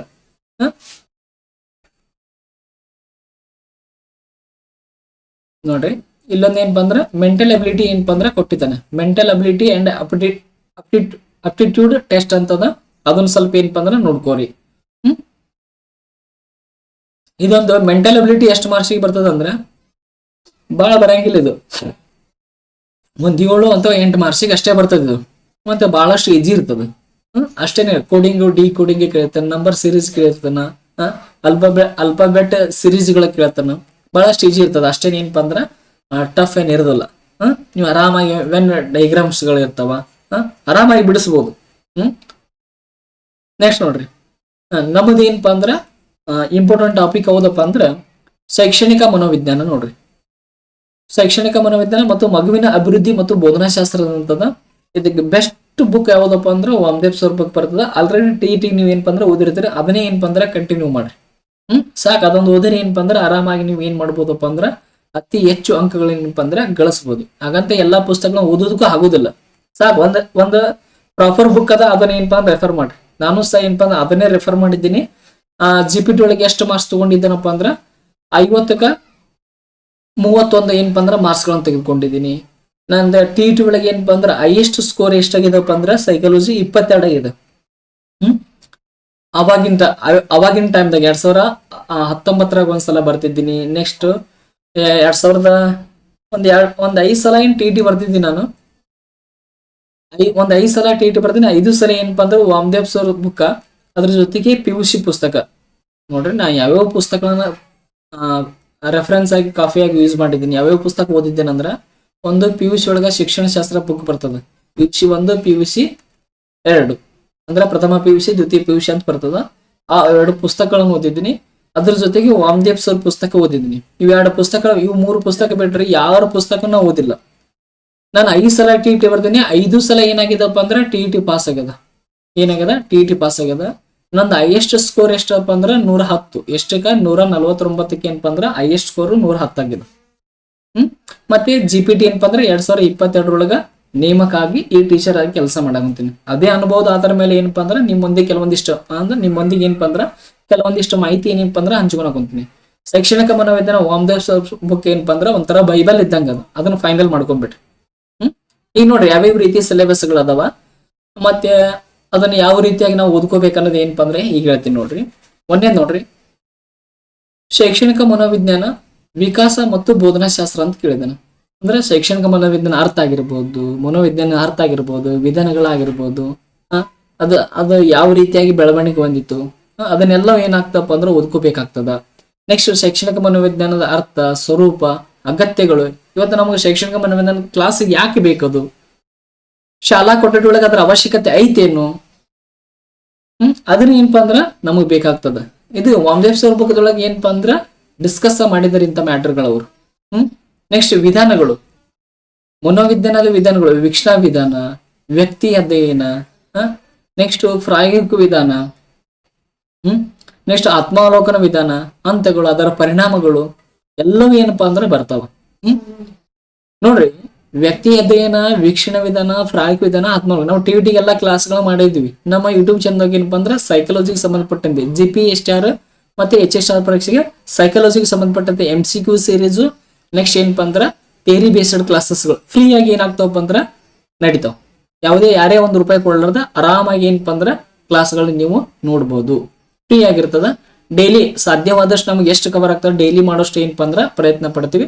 ಒಂದೊಂದ್ ದಿನ ನಮ್ಮ ವೈಯಕ್ತಿಕ ಕೆಲಸಗಳಿಂದ ಕ್ಲಾಸ್ಗಳು ಗ್ಯಾಪ್ ಆಗ್ಬೋದು, ಆದ್ರ ಸಿಲೆಬಸ್ ಏನಪ್ಪಾ ಅಂದ್ರೆ ಕಂಪ್ಲೀಟ್ ಮಾಡಿಕೊಡುವಂತ ಪ್ರಯತ್ನವನ್ನು ಮಾಡ್ತೀವಿ.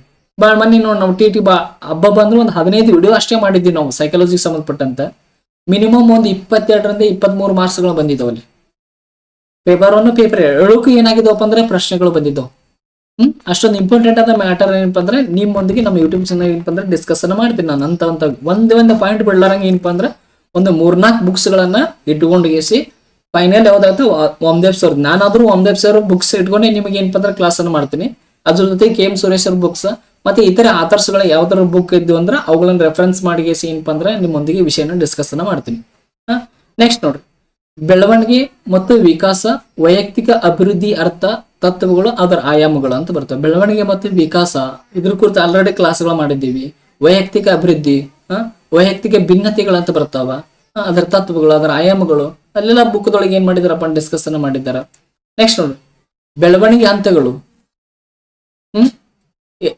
ಅವು ಹಂತಗಳು ಬರ್ತಾವ. ಒಂದು 10 ಹಂತಗಳದು. ಹಂತಗಳ ಬಗ್ಗೆ ವಾಮದೇವ್ ಸರ್ ಪುಸ್ತಕದೊಳಗದ. ದೈಹಿಕ, ಬೌದ್ಧಿಕ, ಭಾಷಾ, ನೆಕ್ಸ್ಟ್ ಸಾಮಾಜಿಕ, ಭಾವನಾತ್ಮಕ ಅಂಶಗಳು ಎಲ್ಲವೂ ಏನಪ್ಪಾ ಅಂದ್ರ ಬರ್ತಾವ. ನೆಕ್ಸ್ಟ್ ಶಿಶಾಭಾವಸ್ಥೆಯಿಂದ ಹದಿಹರೆಯದವರೆಗೆ ಬೆಳವಣಿಗೆಯ ಪ್ರಯತ್ನಗಳ ಹಂತಗಳು ಬರ್ತವ. ನೆಕ್ಸ್ಟ್ ಬಾಲ್ಯ ವ್ಯವಸ್ಥೆ, ಅರ್ಥ ಮತ್ತು ಗುಣಲಕ್ಷಣಗಳು, ಮಕ್ಕಳ ಬೆಳವಣಿಗೆಯಲ್ಲಿ ಭೌತಿಕ, ಮಾನಸಿಕ, ಸಾಮಾಜಿಕ ಮತ್ತು ಸಂಯೋಗಾತ್ಮಕ ಬೆಳವಣಿಗೆಗಳು. ಆಲ್ರೆಡಿ ಈ ವಿಡಿಯೋ ಏನಪ್ಪಾ ಅಂದ್ರೆ ನಮ್ಮ ಯೂಟ್ಯೂಬ್ ಚಾನಲ್ ಒಳಗೆ ಅದು ಒಂದ್ಸಲ ಏನಪ್ಪಾ ಅಂದ್ರೆ ಹೋಗಿ ನೋಡ್ರಿ ನೀವು. ಬಾಲ್ಯ ವ್ಯವಸ್ಥೆ ಅಂದ್ರೆ ಏನು, ಬಹಳಷ್ಟು ಸುವ್ಯವಸ್ಥಿತವಾದ ರೀತಿಯಲ್ಲಿ ಏನಪ್ಪಾ ಅಂದ್ರೆ ಡಿಸ್ಕಸ್ ಮಾಡಲಾಗಿದೆ. ಬಾಲ್ಯ ವ್ಯವಸ್ಥೆ ಅಂದ್ರೆ ಏನು, ಅದರ ಅರ್ಥ ಏನು, ನೆಕ್ಸ್ಟ್ ಅಲ್ಲಿ ಬೌದ್ಧಿಕ ಬೆಳವಣಿಗೆ ಯಾವ ರೀತಿ ಅದ, ದೈಹಿಕ ಬೆಳವಣಿಗೆ, ಸಾಮಾಜಿಕ, ಸಂಯೋಗಾತ್ಮಕ ಎಲ್ಲವೂ ಒಂದೊಂದು ಪಾಯಿಂಟ್ ಬಿಡ್ಲಾರಂಗೆ ಏನಪ್ಪಾ ಅಂದ್ರೆ ಡಿಸ್ಕಷನ್ ಅಲ್ಲಿ ಮ್ಯಾಟರ್ ಅನ್ನ ಡಿಸ್ಕಷನ್ ಮಾಡಲಾಗಿದೆ. ನೆಕ್ಸ್ಟ್ ನೋಡ್ರಿ, ಮಗುವಿನ ಬೆಳವಣಿಗೆ ಆದಿಯಲ್ಲಿ ಸಂಸ್ಕೃತಿ ಮತ್ತು ಸಾಮಾಜಿಕ ವ್ಯವಸ್ಥೆ, ಮಗುವಿನ ಮೇಲೆ ವೈವಿಧ್ಯತೆ ಮತ್ತು ವಿವಿಧತೆಯ ಪ್ರಭಾವ, ಬಾಲ್ಯ ವ್ಯವಸ್ಥೆಯ ಕೊನೆ ಅಂತ ಎಂತೇನಪ್ಪ ಅಂದ್ರ ಕೊಟ್ಟಿದ್ದಾರ. ಮಗುವಿನ ಬೆಳವಣಿಗೆ ಯಾವ ರೀತಿ ಆಗಿರ್ತದ, ಸಂಸ್ಕೃತಿ ಅದ್ರ ಮೇಲೆ ಯಾವ ರೀತಿ ಪ್ರಭಾವ ಬೀರ್ತದ, ಸಾಮಾಜಿಕ ವ್ಯವಸ್ಥೆ ಅದ್ರ ಮೇಲೆ ಯಾವ ರೀತಿ ಪ್ರಭಾವ ಬೀರ್ತದ, ಮಗುವಿನ ಮೇಲೆ ವೈವಿಧ್ಯತೆ ಮತ್ತೆ ವಿವಿಧತೆಯ ಪ್ರಭಾವ, ಬಾಲ್ಯ ವ್ಯವಸ್ಥೆಯ ಕೊನೆ ಹಂತಗಳು ಏನಪ್ಪ ಅಂದ್ರೆ ಇಲ್ಲಿ ಕೊಟ್ಟಿರ್ತಾನ. ನೆಕ್ಸ್ಟ್ ನೋಡ್ರಿ, ಹದಿಹರೆಯದವರ ಅರ್ಥ ಮತ್ತು ಲಕ್ಷಣಗಳು, ಹದಿಹರೆಯದ ಮಕ್ಕಳ ಬೆಳವಣಿಗೆ ಆಯಾಮಗಳು ಏನಪ್ಪ ಅಂದ್ರೆ ಇಲ್ಲಿ ಕೊಟ್ಟಿದ್ದಾರೆ. ಯಾವುದು ಹದಿಹರೆಯದವರು ಅರ್ಥ ಲಕ್ಷಣಗಳು, ನೆಕ್ಸ್ಟ್ ಹದಿಹರೆಯದ ಮಕ್ಕಳ ಬೆಳವಣಿಗೆ ಆಯಾಮಗಳು, ಅವರು ಯಾವ ರೀತಿಯಾಗಿ ಬೆಳೀತಾರೆ ಅನ್ನೋದು ಏನಪ್ಪ ಅಂದ್ರೆ ಇಲ್ಲಿ ಕೊಟ್ಟಿದ್ದಾರೆ.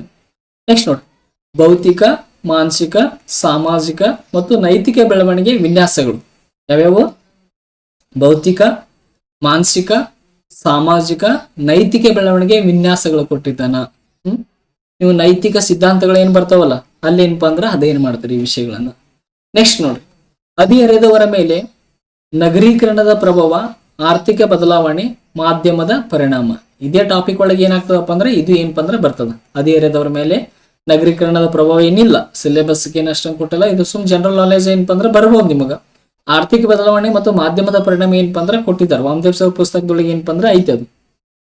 ನೆಕ್ಸ್ಟ್ ನೋಡ್ರಿ, ಹದಿಹರೆಯದವರ ಸಮಸ್ಯೆಗಳು, ಭಾವನಾತ್ಮಕ ಅಡಚಣೆ, ಅಪಾಯದ ನಡವಳಿಕೆ, ಮಾದಕ ದ್ರವ್ಯ ವ್ಯಸನ, ನಿಂದನೆ, ಬೆದರಿಕೆ, ಮಾನಸಿಕ ಸ್ವಸ್ಥ ಮತ್ತು ಈ ಸಂಗತಿಗಳ ನಿರ್ವಹಣೆಯಲ್ಲಿ ಶಿಕ್ಷಕರ ಪಾತ್ರ. ನೋಡ್ರಿ, ಹದಿಹರೆಯದವ್ರು ಏನಪ್ಪಾ ಅಂದ್ರೆ ಅದು ಸಮಸ್ಯಾತ್ಮಕ ಕಾಲ ಅಂತ ಕರಿತೀವಿ ನಾವು. ಯಾಕಂದ್ರೆ ಈ ಹಂತದಲ್ಲಿ ಬಹಳಷ್ಟು ಸಮಸ್ಯೆಗಳಿಗೆ ಏನಾಗ್ತಾರಪ್ಪ ಅಂದ್ರೆ ಈಡಾಗ್ತಾರ ಅವರು. ಆ ಸಮಸ್ಯೆಗಳ ನಿರ್ವಹಣೆ ಮಾಡುವಲ್ಲಿ ಶಿಕ್ಷಕರ ಪಾತ್ರ, ನಮ್ಮ ಪಾತ್ರ ಏನಪ್ಪಾ ಅಂದ್ರೆ ಅಲ್ಲಿ ಕೇಳ್ತಾ ಇದ್ದಾನ. ನೆಕ್ಸ್ಟ್ ನೋಡ್ರಿ, ಕಲಿಕೆಯ ಅರ್ಥ ಮತ್ತು ಕಲಿಕಾ ಲಕ್ಷಣಗಳು ಕೇಳಿದ್ದಾನ. ನಿಷ್ಠೆ ಕಲಿಕಾ ಸಿದ್ಧಾಂತಗಳು ಬರ್ತಾವ. ಅದೆಲ್ಲ ಏನಪ್ಪಾ ಅಂದ್ರ ಆ ವಾಮದೇವ್ ಸರ್ ಪುಸ್ತಕದೊಳಗ ಅದ. ಆಲ್ಮೋಸ್ಟ್ ಅಲ್ಲಿ ಏನಪ್ಪಾ ಅಂದ್ರ ಒಂದು 95% ಸಿಲೆಬಸ್ ಏನಾಗ್ತದಪ್ಪ ಅಂದ್ರೆ ವಾಮದೇವ್ ಸರ್ ಪುಸ್ತಕದೊಳಗೆ ಕವರ್ ಆಗ್ತದೆ. ಅಷ್ಟೊಂದು ಏನಪ್ಪಾ ಅಂದ್ರೆ ವಿಷಯಗಳು ಏನಪ್ಪಾ ಅಂದ್ರೆ ಒಳಗೊಂಡದ. ಬೆಸ್ಟ್ ಬುಕ್ ಅದು. ನಮ್ಮ ಕನ್ನಡ ಮಾಧ್ಯಮದವರೆಗೆ ಟಿಟಿಗೆ, GPSR, HSR ಪರೀಕ್ಷೆಗೆ ಒಂಥರ ವಾಮದೇವ್ ಸರ್ ಪುಸ್ತಕ ಅಂದ್ರೆ ಬೈಬಲ್ ಇದ್ದಂಗ ಅದು. ನೆಕ್ಸ್ಟ್ ನೋಡಿ, ಕಲಿಕೆಯ ಮೇಲೆ ಪ್ರಭಾವ ಬೀರುವ ಅಂಶಗಳು, ಒಂದು ಪಕ್ವತೆ, ಅಭಿಪ್ರೇರಣೆ, ಅವಧಾನ, ಇವುಗಳ ಶೈಕ್ಷಣಿಕ ಪರಿಣಾಮಗಳು. ಇದು ಏನಪ್ಪ ಅಂದ್ರೆ ವಾಮದೇವ್ ಸರ್ ಪುಸ್ತಕದೊಳಗೆ ಅದು. ನೆಕ್ಸ್ಟ್ ನೋಡಿ, ಕಲಿಕಾ ಸಿದ್ಧಾಂತಗಳು. ಇದೇ ಟಾಪಿಕ್ ಒಳಗೆ ಏನಪ್ಪ ಅಂದ್ರೆ ಅವರು ಎಕ್ಸ್ಪ್ಲೈನ್ ಮಾಡಿದ್ದಾರೆ. ಪ್ರಯೋಗ ಮತ್ತು ದೋಷ, ಅದು ಪ್ರಮಾದ ಮತ್ತು ದೋಷ ಕಲಿಕಾ ಸಿದ್ಧಾಂತ ಆಗ್ಬೇಕಾ, ಅದು ಪ್ರಯೋಗ ಅಂತ ಮಾಡಿದಾರೆ, ಅದು ಏನೈತೋ ಗೊತ್ತಿಲ್ಲ. ನೆಕ್ಸ್ಟ್ ನೋಡ್ರಿ, ಶಾಸ್ತ್ರೀಯ ಮತ್ತು ಅನುಬಂಧಿತ ಸೋಪಾದಿತ ಕಲಿಕೆ, ಕೊಯ್ಲಾರವರ ಒಳನೋಟ ಕಲಿಕೆ, ಬಂಡ್ರವರ ಸಾಮಾಜಿಕ ಕಲಿಕಾ ಸಿದ್ಧಾಂತ, ಇನ್ನೊಂದು ಜಿನ್ ಪೇಜ್ ಅವರ ಸಿದ್ಧಾಂತ ಬರ್ತದ. ಅದನ್ನು ಸಹ ಏನ್ ಮಾಡ್ರಪ್ಪ ಅಂದ್ರೆ ಓದ್ಕೋಬೇಕಾಗ್ತದ ನೀವು. ನೆಕ್ಸ್ಟ್ ನೋಡ್ರಿ, ಕಲಿಯುವ ಮತ್ತು ಕಲಿಕೆ, ಕಲಿಕಾ ಶೈಲಿ, 21ನೇ ಶತಮಾನದ ಕಲಿಕಾ ಕೌಶಲ್ಯ, ಸೃಜನಾತ್ಮಕ ಯೋಜನೆ, ಸಂವಹನಾತ್ಮಕ ಹಾಗೂ ಸಹಯೋಗಿ ಸಹಕಾರ ಕೌಶಲ್ಯಗಳಂತ ಬರ್ತಾವ. ಸಹಕಾರ ಕೌಶಲ್ಯಗಳು ಏನಪ್ಪಾ ಅಂದ್ರೆ ಬರ್ತಾವ. ಲಾಸ್ಟ್ ನಿಮ್ಮ ಮಂದಿಗೆ ಏನಪ್ಪಾ ಅಂದ್ರೆ ನಾನು ಡಿಸ್ಕಷನ್ ಮಾಡ್ತೀನಿ. ನೆಕ್ಸ್ಟ್ ಕಲಿಕಾ ವಲಯಗಳು. ಈ ಸಲ ಅಂತೂ ಕಲಿಕಾ ವಲಯದ ಮೇಲೆ ಏನಪ್ಪಾ ಅಂದ್ರೆ ಪೇಪರ್ 1ಕ್ಕೂ ಕ್ವಶನ್ಸ್ ಗಳು ಬಂದಿದ್ದು, ಪೇಪರ್ 2ಗೆ ಏನಪ್ಪಾ ಅಂದ್ರೆ TETಗೆ ಬಂದಿದ್ದು ಪ್ರಶ್ನೆಗಳು. ನೆಕ್ಸ್ಟ್ ನೋಡ್ರಿ, ಎರಾಯ್ನ್ ಆಂಡ್ರನ್ಸ್ ಪ್ರಕಾರ ಜ್ಞಾನಾತ್ಮಕ, ಭಾವನಾತ್ಮಕ, ಮನೋಕ್ರಿಯಜನ್ಯ ವಲಯಗಳು ಎಷ್ಟು ಬರ್ತಾವಪ್ಪ ಇವ್ರ ಪ್ರಕಾರ ಅಂದ್ರೆ 4 ಬರ್ತಾವ. ಒಂದನೇದು ಜ್ಞಾನಾತ್ಮಕ, ಎರಡನೇದು ಭಾವನಾತ್ಮಕ, ಮೂರನೇದು ಮನೋಕ್ರಿಯಜನ್ಯ ವಲಯ. ಸಾರಿ, 3 ಬರ್ತಾವ. ಎಷ್ಟು ಬರ್ತಾವ? 3 ಬರ್ತಾವ. ಒಂದು ಜ್ಞಾನಾತ್ಮಕ, ಭಾವನಾತ್ಮಕ, ಮನೋಕ್ರಿಯಜನ್ಯ ವಲಯ. ಈ ಸದ್ಯ ಬ್ಲೂಮ್ಸ್ ಅವರ ಏನಪ್ಪಾ ಅಂದ್ರೆ ಕೇಳಿದೆ ಕಲಿಕಾ ವಲಯಗಳು. ಇಲ್ಲಿ ಸಿಲೆಬಸ್ಗೆ ಏನ್ ಮಾಡಿದ್ದೇನಪ್ಪ ಅಂದ್ರ ಎರಾಯ್ನ್ ಆಂಡ್ರನ್ಸ್ ಅವ್ರ ಪ್ರಕಾರ ಏನಪ್ಪಾ ಅಂದ್ರ 3 ಕಲಿಕಾ ವಲಯಗಳೇನಪ್ಪ ಅಂದ್ರೆ ಇಲ್ಲಿ ಕೇಳ್ತಾನ. ನೆಕ್ಸ್ಟ್ ನೋಡ್ರಿ, ಕಲಿಕೆಯಲ್ಲಿ ಅನ್ವೇಷಣೆ. ಕಲಿಕೆಯಲ್ಲಿ ಗುಣಮಟ್ಟವನ್ನು ನಿರ್ಣಯಿಸುವ ಬ್ರೂನರ್ ಅವರ ಶೋಧನಾತ್ಮಕ ಕಲಿಕಾ ಚಕ್ರದ ತತ್ವಗಳು. ನೋಡಿ ಇಂಪಾರ್ಟೆಂಟ್. ಬ್ರೂನರ್ ಅವರ ಅನ್ವೇಷಣೆ ಕಲಿಕೆಯ ಪ್ರತಿಪಾದಕರು ಯಾರಪ್ಪ ಅಂದ್ರೆ ಬ್ರೂನರ್ ಅವರು ಬರ್ತಾರ. ಅವ್ರದ್ದು ಏನಪ್ಪ ಅಂದ್ರೆ ಇಲ್ಲಿ ವಿಷಯವನ್ನು ಕೊಟ್ಟಿದ್ದಾನೆ. ನೆಕ್ಸ್ಟ್ ರಚನಾತ್ಮಕತೆ, ವೈಗೋಟಸ್ಕಿ ಅವರ ಸಾಮಾಜಿಕ ಮತ್ತು ಸಾಂಸ್ಕೃತಿಕ ರಚನಾತ್ಮಕತೆ. ಇದು ಫಿಕ್ಸ್ ಒಂದು ಮಾರ್ಕ್ಸ್ ಬರ್ತದೆ ನೋಡ್ರಿ. ಬೇಕಾಸಲ ಯಾವಾಗ ಬೇಕಾದ ಎಕ್ಸಾಮ್ ಬರೀರಿ, ಒಂದು ಮಾರ್ಕ್ಸ್ ಈ ಸಿದ್ಧಾಂತದ ಮೇಲೆ ಫಿಕ್ಸ್ ಇರ್ತದೆ. ನೆಕ್ಸ್ಟ್ ಸಹಾಯಕ ಕಲಿಕಾ ಸಾಮೀಪ್ಯ ವಲಯ, 5V ಮಾದರಿ. ಇದು ಸಹ ಏನಪ್ಪ ಅಂದ್ರೆ ಈ ಟಾಪಿಕ್ ಇಂಪಾರ್ಟೆಂಟ್. ಒಂದ್ಸಲ ಏನಪ್ಪ ಅಂದ್ರೆ ನೋಡ್ಕೊಂಡ್ಬಿಡ್ರಿ, ಇವತ್ತೇ ನೋಡ್ಕೊಂಡ್ಬಿಡ್ರಿ. ರಚನಾತ್ಮಕತೆ ನೋಡ್ಕೋರಿ, ಸಾಮಾಜಿಕ ಮತ್ತು ಸಾಂಸ್ಕೃತಿಕ ಸಿದ್ಧಾಂತ ಏನದಲ್ಲ ಅದನ್ನ ನೋಡ್ಕೋರಿ, ಸಹಾಯಕ ಕಲಿಕಾ ಸಾಮೀಪ್ಯ ವಲಯ ನೋಡ್ಕೋರಿ, 5 ಮಾದರಿ ಲೆಸನ್ ಪ್ಲಾನ್ ಏನಪ್ಪ ಅಂದ್ರೆ ನೋಡ್ಕೊಂಡ್ಬಿಡ್ರಿ. ನೆಕ್ಸ್ಟ್ ಬೌದ್ಧಿಕ ಮನೋವಿಜ್ಞಾನ, ಜೀನ್ ಪಿಯಾಜೆ ಅವ್ರ ಪ್ರಕಾರ ಜ್ಞಾನಾತ್ಮಕ ಬೆಳವಣಿಗೆ. ಇಲ್ಲಿ ಕೊಟ್ಟಿದ್ದ ನೋಡ್ರಿ. ಇಲ್ಲಿ ಏನಾಗ್ತದಪ್ಪ ಅಂದ್ರೆ ನಿಮ್ಗೆ ಸಿಲೆಬಸ್ ಕವರ್ ಆಗ್ತದ. ನೆಕ್ಸ್ಟ್ ನೋಡಿ, ವಿಶೇಷ ಗಮನ ನೀಡಬೇಕಾದ ಮಕ್ಕಳು, ಪ್ರತಿಭಾನ್ವಿತ ಮಕ್ಕಳು, ಸೃಜನಾತ್ಮಕ ಮಕ್ಕಳು, ಶೈಕ್ಷಣಿಕವಾಗಿ ಹಿಂದುಳಿದ, ವಿಶೇಷ ಕಲಿಕಾ ಸಾಮರ್ಥ್ಯ ಹೊಂದಿರುವ ಮಕ್ಕಳ ಲಕ್ಷಣಗಳು ಮತ್ತು ಅವರಿಗಾಗಿ ಇರುವಂತಹ ಶೈಕ್ಷಣಿಕ ಕ್ರಮಗಳು. ನಾವು 2019 ಕ್ವಶನ್ ಪೇಪರ್ ಡಿಸ್ಕಸ್ ಮಾಡಾಗ ಅಲ್ಲಿ ಯಾವ್ಯಾವ ರೀತಿ ಶೈಕ್ಷಣಿಕ ಕಾರ್ಯಕ್ರಮಗಳು ಯಾರ್ಯಾರಿಗೆ ಹಮ್ಮಿಕೊಳ್ತಾರ ಡಿಸ್ಕಸ್ ಮಾಡಿದ್ವಿ. ಯಾರಿಗೆ ವಿಶೇಷ ಗಮನ ನೀಡಬೇಕಾದ ಪ್ರತಿಭಾವಂತ ಮಕ್ಕಳು, ಸೃಜನಾತ್ಮಕ ಮಕ್ಕಳು, ಶೈಕ್ಷಣಿಕವಾಗಿ ಹಿಂದುಳಿದ ಮಕ್ಕಳು, ವಿಶೇಷ ಕಲಿಕಾ ಸಾಮರ್ಥ್ಯ ಹೊಂದಿರುವ ಮಕ್ಕಳ ಲಕ್ಷಣಗಳನ್ನು ನಾವು ಅಧ್ಯಯನ ಮಾಡಬೇಕು ಮತ್ತು ಅವರಿಗಾಗಿರುವಂತಹ ಶೈಕ್ಷಣಿಕ ಕಾರ್ಯಕ್ರಮ. ಕಲಿಕೆಯಲ್ಲಿ ಹಿಂದುಳಿದ ಮಕ್ಕಳಿಗೆ ಯಾವ ಕಾರ್ಯಕ್ರಮವನ್ನು ಹಮ್ಮಿಕೊಳ್ಬೇಕು ಶಿಕ್ಷಕ. ಟಿ ಕೇಳಿದ್ದಲ್ಲ, ಪರಿಹಾರ ಬೋಧನೆ ಹಾಕ್ಬೇಕು. ನೆಕ್ಸ್ಟ್ ಪ್ರತಿಭಾವಂತ ವಿದ್ಯಾರ್ಥಿಗಳಿಗೆ ಯಾವ ಕಾರ್ಯಕ್ರಮ ಹಾಕಬೇಕು, ವೇಗವರ್ಧನೆ ಕಾರ್ಯಕ್ರಮನ ಹಾಕಬೇಕು. ನೆಕ್ಸ್ಟ್ ಸೃಜನಶೀಲ ಮಕ್ಕಳಿಗೆ ಯಾವ ಕಾರ್ಯಕ್ರಮವನ್ನು ಹಾಕ್ಬೇಕು, ಬುದ್ಧಿವಂತನ ಏನಪ್ಪ ಅಂದ್ರೆ ಕಾರ್ಯಕ್ರಮ ಹಾಕ್ಬೇಕು. ಈ ರೀತಿ ಕಾರ್ಯಕ್ರಮಗಳು ಏನಪ್ಪ ಅಂದ್ರೆ ಬರ್ತಾವ, ಅವುಗಳ ಬಗ್ಗೆ ನೀವೇನ್ ಮಾಡ್ಬೇಕು, ಓದ್ಬೇಕಾಗ್ತದ. ನೆಕ್ಸ್ಟ್ ವೈಯಕ್ತಿಕ ವ್ಯತ್ಯಾಸ ಅಂದ್ರೆ ವ್ಯಕ್ತಿಯ ಭಿನ್ನತೆಗಳು ಪ್ರಭಾವಿಸುವ ಅಂಶಗಳಾದ ಅನುವಂಶತೆ ಮತ್ತು ಪರಿಸರ. ಇದ್ರ ಮೇಲಂತೂ ಕಂಪ್ಲೀಟ್ ಆಗಿ ಒಂದು ವಿಡಿಯೋ ಮಾಡಿದ್ವಿ ನಾವು. ಮತ್ತೆ ವಾಮದೇಶ್ವರ ಪುಸ್ತಕದೊಳಗೆ ಏನಪ್ಪ ಅಂದ್ರೆ ಕೊಟ್ಟಿದ್ದ ಅನುವಂಶ ಮತ್ತು ಪರಿಸರ ಅಂತ ಒಂದು ಫೀಡೆ ಏನಪ್ಪ ಅಂದ್ರೆ ಮಾಡಿದ್ವಿ. ಅದನ್ನೊಂದ್ಸಲ ನೋಡ್ಕೊಂಡ್ಬಿಡ್ರಿ. ಅದೊಂದ್ಸಲ ನೋಡ್ಕೊಂಡ್ರೆ ಅಂದ್ರೆ ನಿಮ್ಗೆ ಎಲ್ಲಾ ಕವರ್ ಆಗ್ಬಿಡ್ತದ. ಬೇಕಾದಂಗೆ ಕೆಲ ಉಲ್ಟಾ ಫಲ್ಟಾ ಅಲ್ಲಿ ಅನುವಂಶತೆ ಮತ್ತು ಪರಿಸರ ಮತ್ತೆ ಅನುವಂಶತೆ ನಿಯಮಗಳು, ಭಿನ್ನತೆ ತತ್ವ ಆಗಿರ್ಬೋದು, ಅವೆಲ್ಲ ಏನಪ್ಪ ಅಂದ್ರೆ ನಾವಲ್ಲಿ ಡಿಸ್ಕಸ್ ಅನ್ನ ಮಾಡಿದ್ವಿ. ಪ್ರತಿರೂಪ ತತ್ವ ಆಗಿರ್ಬೋದು, ಭಿನ್ನತೆ ತತ್ವ ಆಗಿರ್ಬೋದು, ಇವೆಲ್ಲ ಏನಪ್ಪ ಅಂದ್ರೆ ನಾವು ಡಿಸ್ಕಸ್ ಅನ್ನ ಮಾಡಿದ್ವಿ. ನೆಕ್ಸ್ಟ್ ವ್ಯಕ್ತಿತ್ವ, ಪರ್ಸನಾಲಿಟಿ ಅಂತ ಕರಿತೀವಿ. ಇದು ವಾಮದೇಶ್ವರ ಪುಸ್ತಕದೊಳಗದ ವ್ಯಕ್ತಿತ್ವವನ್ನು ಪ್ರಭಾವಿಸುವ ಅಂಶಗಳು, ವ್ಯಕ್ತಿತ್ವವನ್ನು ಬೆಳೆಸುವಲ್ಲಿ ಶಿಕ್ಷಕರ ಪಾತ್ರ. ಇದು ಬಹಳಷ್ಟು ಇಂಪಾರ್ಟೆಂಟ್. ಶಿಕ್ಷಕರಾದ ನಿಮಗೆ ಏನಪ್ಪಾ ಅಂದ್ರೆ ಬಹಳಷ್ಟು ವಿದ್ಯಾರ್ಥಿಗಳನ್ನ ಯಾವ ರೀತಿಯಾಗಿ ತಯಾರು ಮಾಡ್ತೀವಿ ಅನ್ನೋದು ಕ್ಲಾಸ್ ರೂಮ್ ಒಳಗೆ ಏನಪ್ಪಾ ಅಂದ್ರೆ ಬಹಳಷ್ಟು ಆಗ್ತದೆ. ಮಿನಿಮಮ್ ಏನಿಲ್ಲ ಅಂದ್ರೆ ವಿದ್ಯಾರ್ಥಿಗಳು ನಮ್ಮ ಕೈ ಒಳಗೆ ಏನಪ್ಪಾ ಅಂದ್ರೆ ಒಂದ್ 8 ತಾಸಾದ್ರೂ ಸಿಗ್ತಾರೆ. 8 ತಾಸು ಸಿಕ್ಕಿಲ್ಲ ಅಂದ್ರೆ ಒಂದ್ 6 ತಾಸು ಏನಪ್ಪಾ ಅಂದ್ರೆ ಸಿಗ್ತಾರ.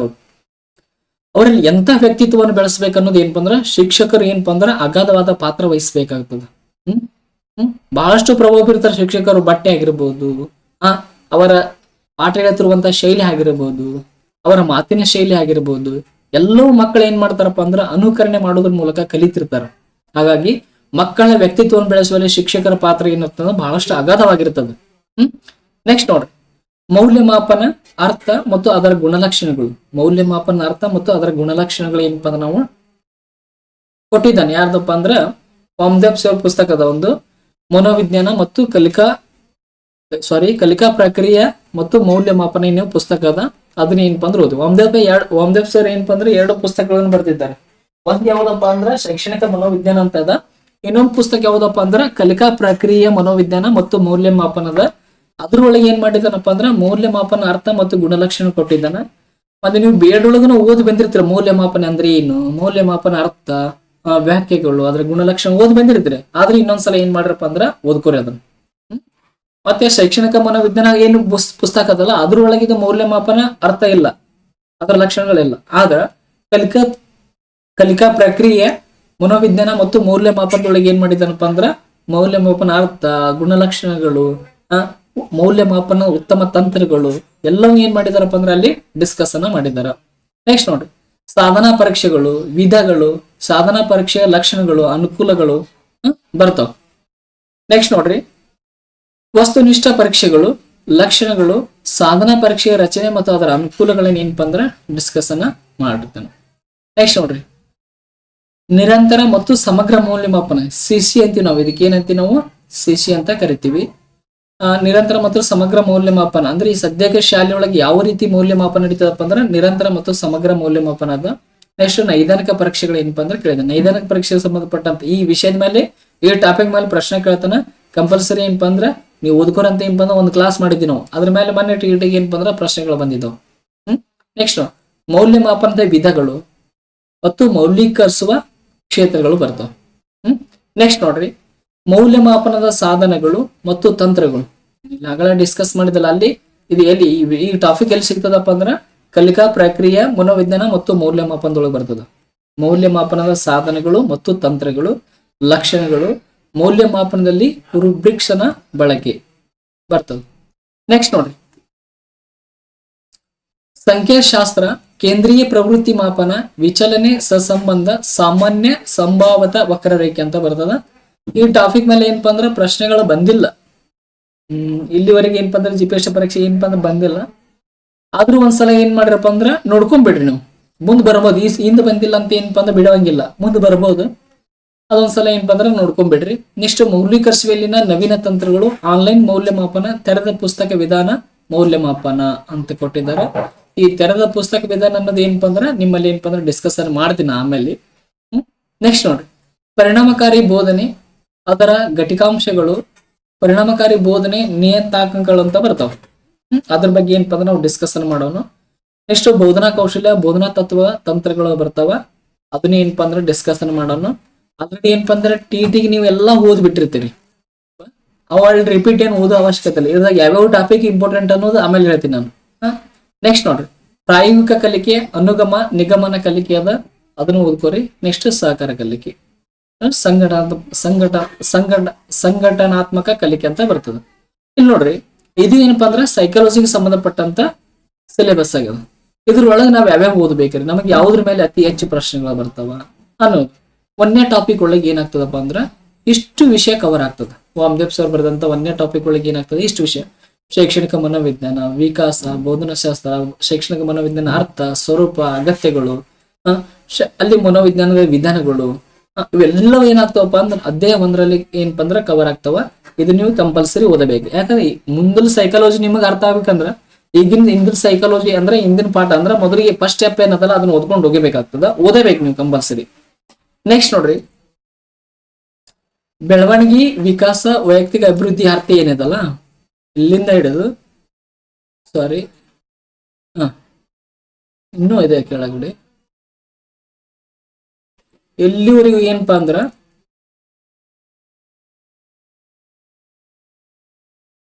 ಮಾಡ್ರಿ ಒಂಚೂರು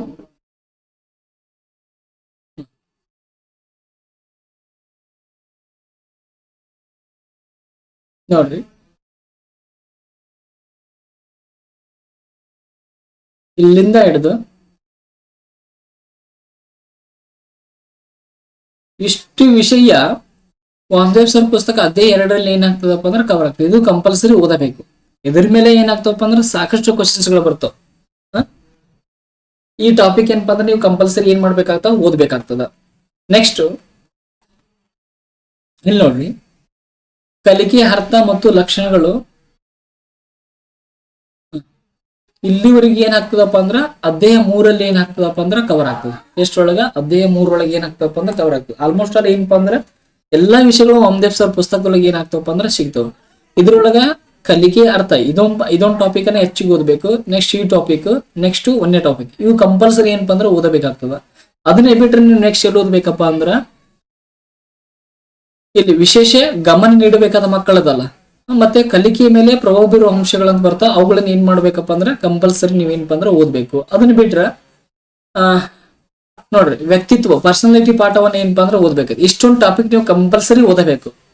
ಇವುಗಳನ್ನ ಇಷ್ಟು ಓದ್ಕೊಂಡ್ರೆ ಅಂದ್ರ ಒಂದು 80% ಏನಾಗ್ತದಪ್ಪ ಅಂದ್ರೆ ಸಿಲೆಬಸ್ ಕವರ್ ಆಗ್ತದೆ. 4 ಅಧ್ಯಾಯಗಳು ಅಥವಾ ಘಟಕಗಳನ್ನು ಓದಿದ್ರಂದ್ರ 80% ಸಿಲೆಬಸ್ ಕವರ್ ಆಗ್ತದ. ಇನ್ನು ಉಳಿದಿದ್ದ ಮೌಲ್ಯಮಾಪನ, ಅರ್ಥ ಮತ್ತೆ ಅದರ ಗುಣಲಕ್ಷಣಗಳು ಹಿಂದ್ ಓದಿರ್ತೀರಿ ನೀವು.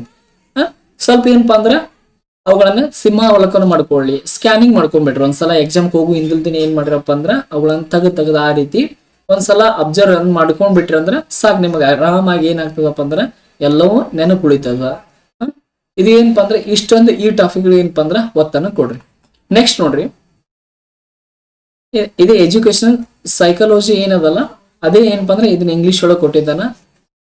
ಇನ್ನ ಇದು ರೆಫರೆನ್ಸ್ ಬುಕ್ಸ್ ಗಳು ಏನೇನದು, ರೆಫರೆನ್ಸ್ ಬುಕ್ ಗಳು ಸಾಕಷ್ಟು ಕೊಟ್ಟಿದ್ದಾನ, ಅವನ್ನೆಲ್ಲ ಓದಕ್ ಆಗಲ್ಲ ನಿಮ್ಗೆ. ಸುಮ್ನೆ ಒಂದ್ಗಳು ತಗೊಂಡು ಏನ್ ಮಾಡ್ತೀರಿ, ನೀವ್ ಏನ್ ಮಾಡ್ರಪ್ಪ ಅಂದ್ರ ಸಾಕು ಒಂದೇ ಸ್ವಲ್ಪ ಪುಸ್ತಕ ಓದ್ರಿ ಸಾಕು, ಅರ್ಧಾಗ ಸಾಕಷ್ಟು ಮಾಹಿತಿ ಏನಾಗ್ತದಪ್ಪ ನಿಮ್ಗ ಸಿಗ್ತದ. ನೆಕ್ಸ್ಟ್ ನೋಡ್ರಿ,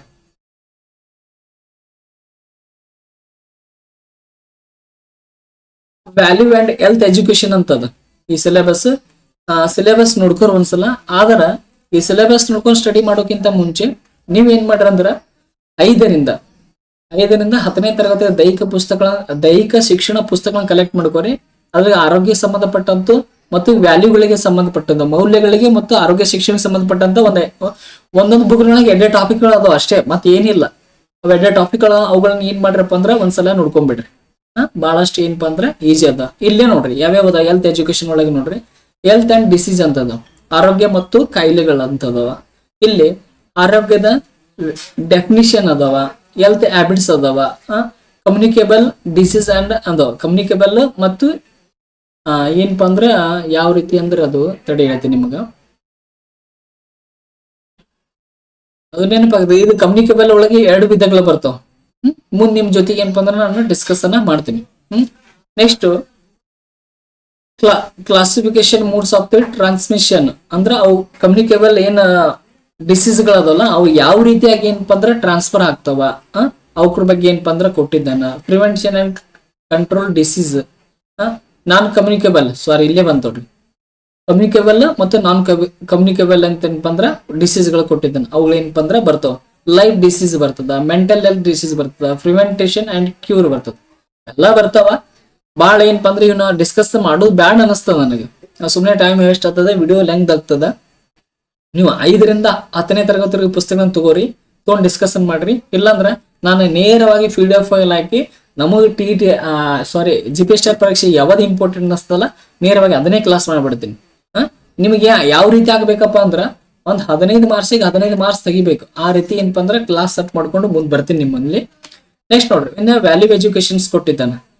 ವ್ಯಾಲ್ಯೂ ಎಜುಕೇಶನ್ ಸಂಬಂಧಪಟ್ಟಂತ ಸಾಧನಾ ಅಕಾಡೆಮಿ ಒಳಗ Manjunath sir first class number 1 class ಕೊಟ್ಟಿದ್ದಾರೆ. ಆ ಕ್ಲಾಸ್ಗಳನ್ನ ಒಂದ್ಸಲ ನೋಡ್ರಿ. ಅವ್ರು ಅದಕ್ಕೆ ಸಂಬಂಧಪಟ್ಟಂತೆ PDF ಫೈಲ್ ತಯಾರು ಮಾಡಿದ್ದಾರೆ, ನನ್ನ ಕಡೆ ಐತಿ. ಅದನ್ನ ಹಾಕಿ ಕ್ಲಾಸ್ ಆದ್ರೂ ಮಾಡ್ತೀನಿ, ಇಲ್ಲಾಂದ್ರೆ ಟೆಲಿಗ್ರಾಮ್ದೊಳಗೆ ಏನಪ್ಪಾ ಅಂದ್ರ ಆ PDF ಫೈಲ್ ಅನ್ನ ಸೆಂಡ್ ಮಾಡ್ತೀನಿ. ಅದನ್ನ ಸ್ವಲ್ಪ ಏನಪ್ಪಾ ಅಂದ್ರೆ ನೋಡ್ಕೊಂಡ್ಬಿಡ್ರಿ. ನೆಕ್ಸ್ಟ್ ಇದನ್ನೇ ಆರೋಗ್ಯದ ಏನಪ್ಪಾ ಅಂದ್ರ ಆರೋಗ್ಯ ಮತ್ತು ಮೌಲ್ಯ ಶಿಕ್ಷಣ ಕನ್ನಡದೊಳಗೆ ಕೊಟ್ಟಿದ್ದಾನ, ಒಂದ್ಸಲ ನೋಡ್ಕೊಂಡ್ಬಿಡ್ರಿ. ವಿಡಿಯೋ ಪಾಸ್ ಮಾಡ್ರಿ, ಒಂದ್ಸಲ ಏನಪ್ಪಾ ಅಂದ್ರ ನೀಟಾಗಿ ನೋಡ್ಕೊಂಡ್ಬಿಡ್ರಿ. ನೆಕ್ಸ್ಟ್ ಕಂಪ್ಯೂಟರ್ ಬುಕ್, ಕಂಪ್ಯೂಟರ್ಗೆ ಸಂಬಂಧಪಟ್ಟಂತದ್ದು ಏನ್ ಮಾಡ್ರಪ್ಪ ಅಂದ್ರ ಬುಲ್ಬುಲ್ ಸರ್ ಪುಸ್ತಕ ತಗೋರಿ, ತಗೊಂಡ್ಗೆ ಒಂದ್ಸಲ ನೀಟಾಗಿ ಕುಂತ್ಕೊಂಡ್ ಏನಪ್ಪಾ ಅಂದ್ರ ಹೋದ್ರಿ. ಅದೇ ಫೈನಲ್. ಇಲ್ಲಿ ನಮ್ಮ ಕನ್ನಡದೊಳಗ ಆತರ ಪುಸ್ತಕಗಳು ಯಾವೂ ಇಲ್ಲ, ಅದನ್ನೇ ಓದ್ರಿ ಸಾಕು. ಅದನ್ನ ಓದಿದ್ರೆ ಅಂದ್ರೆ ಸಾಕು, ನಿಮ್ಗೆ ಆರಾಮಾಗಿ ಬರ್ತದ. ಇದನ್ನು ಸಹ ಏನಪ್ಪಾ ಅಂದ್ರ 15 ಮಾರ್ಕ್ಸಿಗೆ ಬರ್ತದ. ಇಲ್ಲಿ 15 ಮಾರ್ಕ್ಸಿಗೆ ನನಗೆ ಎಷ್ಟು ಮಾರ್ಕ್ಸ್ ಬಂದಿದ್ದವಪ್ಪ ಅಂದ್ರ 11 ಮಾರ್ಕ್ಸಿನೋ ಬಂದಿದ್ದವು ಕಂಪ್ಯೂಟರ್ಗೆ. ಅಂದ್ರೆ 2022 GPT ಒಳಗೆ ಬರ್ದಂತ ಬಹಳ ಚಲೋ ಬುಕ್. ನಾನು ಯಾವ ರೆಫರ್ ಮಾಡಿದೀನಿ ಮತ್ತೆ ಆ ಬುಕ್ ಯಾವ್ದು ಉತ್ತಮ ಆಯ್ತು ಇಲ್ಲ ಅಂತ ಡಿಸೈಡ್ ಮಾಡಿ ನಿಮಗೆ ಹೇಳಾಕೊಂತೀನಿ ಅಷ್ಟೇ. ನೆಕ್ಸ್ಟ್ ನೋಡ್ರಿ,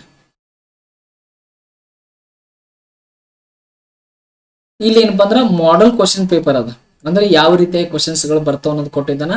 ಅದರ ಮುಂದಿನ ಕ್ಲಾಸ್ ಒಳಗೆ ಏನಪ್ಪಾ ಅಂದ್ರೆ ಡಿಸ್ಕಸ್ ಅನ್ನ ಮಾಡೋಣ. ಆತ್ಮೀಯ ಸ್ನೇಹಿತರೆ, ಇಲ್ಲಿವರೆಗೆ ಈ ವಿಡಿಯೋ ನೋಡಿದಂತ ತಮಗೆಲ್ಲರಿಗೂ ಹೃತ್ಪೂರ್ವಕ ಧನ್ಯವಾದಗಳು. ಈ ಕೊನೆಯದಾಗಿ ಒಂದು ಮಾತು ಏನೈತಿನಪ್ಪ ಅಂದ್ರ, ನೀವು ಸರಿಯಾಗಿ ಪ್ರಿಪೇರ್ ಮಾಡ್ರಿ, ನಿಮ್ಗೆ ಆರಾಮಾಗಿ ಏನಾಗ್ತದಪ್ಪ ಅಂದ್ರ ಪೋಸ್ಟ್ ಸಿಗ್ತದ. ಸುಮ್ಮನೆ ನಾಳೆ ಕನ್ಫರ್ಮ್ ಮಾಡಿಂದ ನಾನು ತಯಾರಿ ಮಾಡ್ತೀನಿ ಅನ್ನೋದು ನಿಮ್ಮ ಹುಚ್ಚುತನ ಅದು. ಆ ತರ ಯಾರು ಏನ್ ಮಾಡ್ಬಾರಪ್ಪ ಅಂದ್ರ ಮೈಂಡ್ ಸೆಟ್ ಐತಂತ ತೆಗೆದು ಹಾಕ್ಬಿಡ್ರಿ. ಇವತ್ತಿಲಿಂದನೇ ಸ್ಟಾರ್ಟ್ ಮಾಡ್ರಿ. ಈಗೇನ್ ನೀವು ವಿಡಿಯೋ ಫೋನ್ ನೋಡ್ಕೊಂಡು ವಿಡಿಯೋ ನೋಡಾಕೊಂತಿದ್ರಲ್ಲ, ಈಗ್ಲಿಂದನೇ ಏನ್ ಮಾಡಿರ್ತಾನ ಆ ಫೋನನ್ನೇ ಕ್ಲಾಸ್ ಮುಗಿದಿಂದ ಫೋನನ್ನ ಬಂದ್ ಮಾಡಿ ಸೀದಾ ಬುಕ್ಕ ತಗೋರಿ, ಒಂದ್ ಕಡೆ ನೀಟಾಗಿ ಕುಂತ್ಕೊಂಡು ಹೋದ್ರಿ. All the best. ಮತ್ತೆ ಏನಪ್ಪ ಅಂದ್ರ ಒಂದು ವಿಶೇಷವಾದ ಒಂದು ಟಾಪಿಕ್ ಒಂದಿಗೆ ಏನಪ್ಪ ಅಂದ್ರ ಮತ್ತೆ ನಿಮ್ ಮುಂದೆ ಬರ್ತೀನಿ. ಇಲ್ಲಿವರೆಗೆ ಈ ವಿಡಿಯೋ ನೋಡಿದಂತ ನಮಗೆಲ್ಲರಿಗೂ ಏನಪ್ಪ ಅಂದ್ರ ಹೃತ್ಪೂರ್ವಕವಾದ ಧನ್ಯವಾದಗಳು.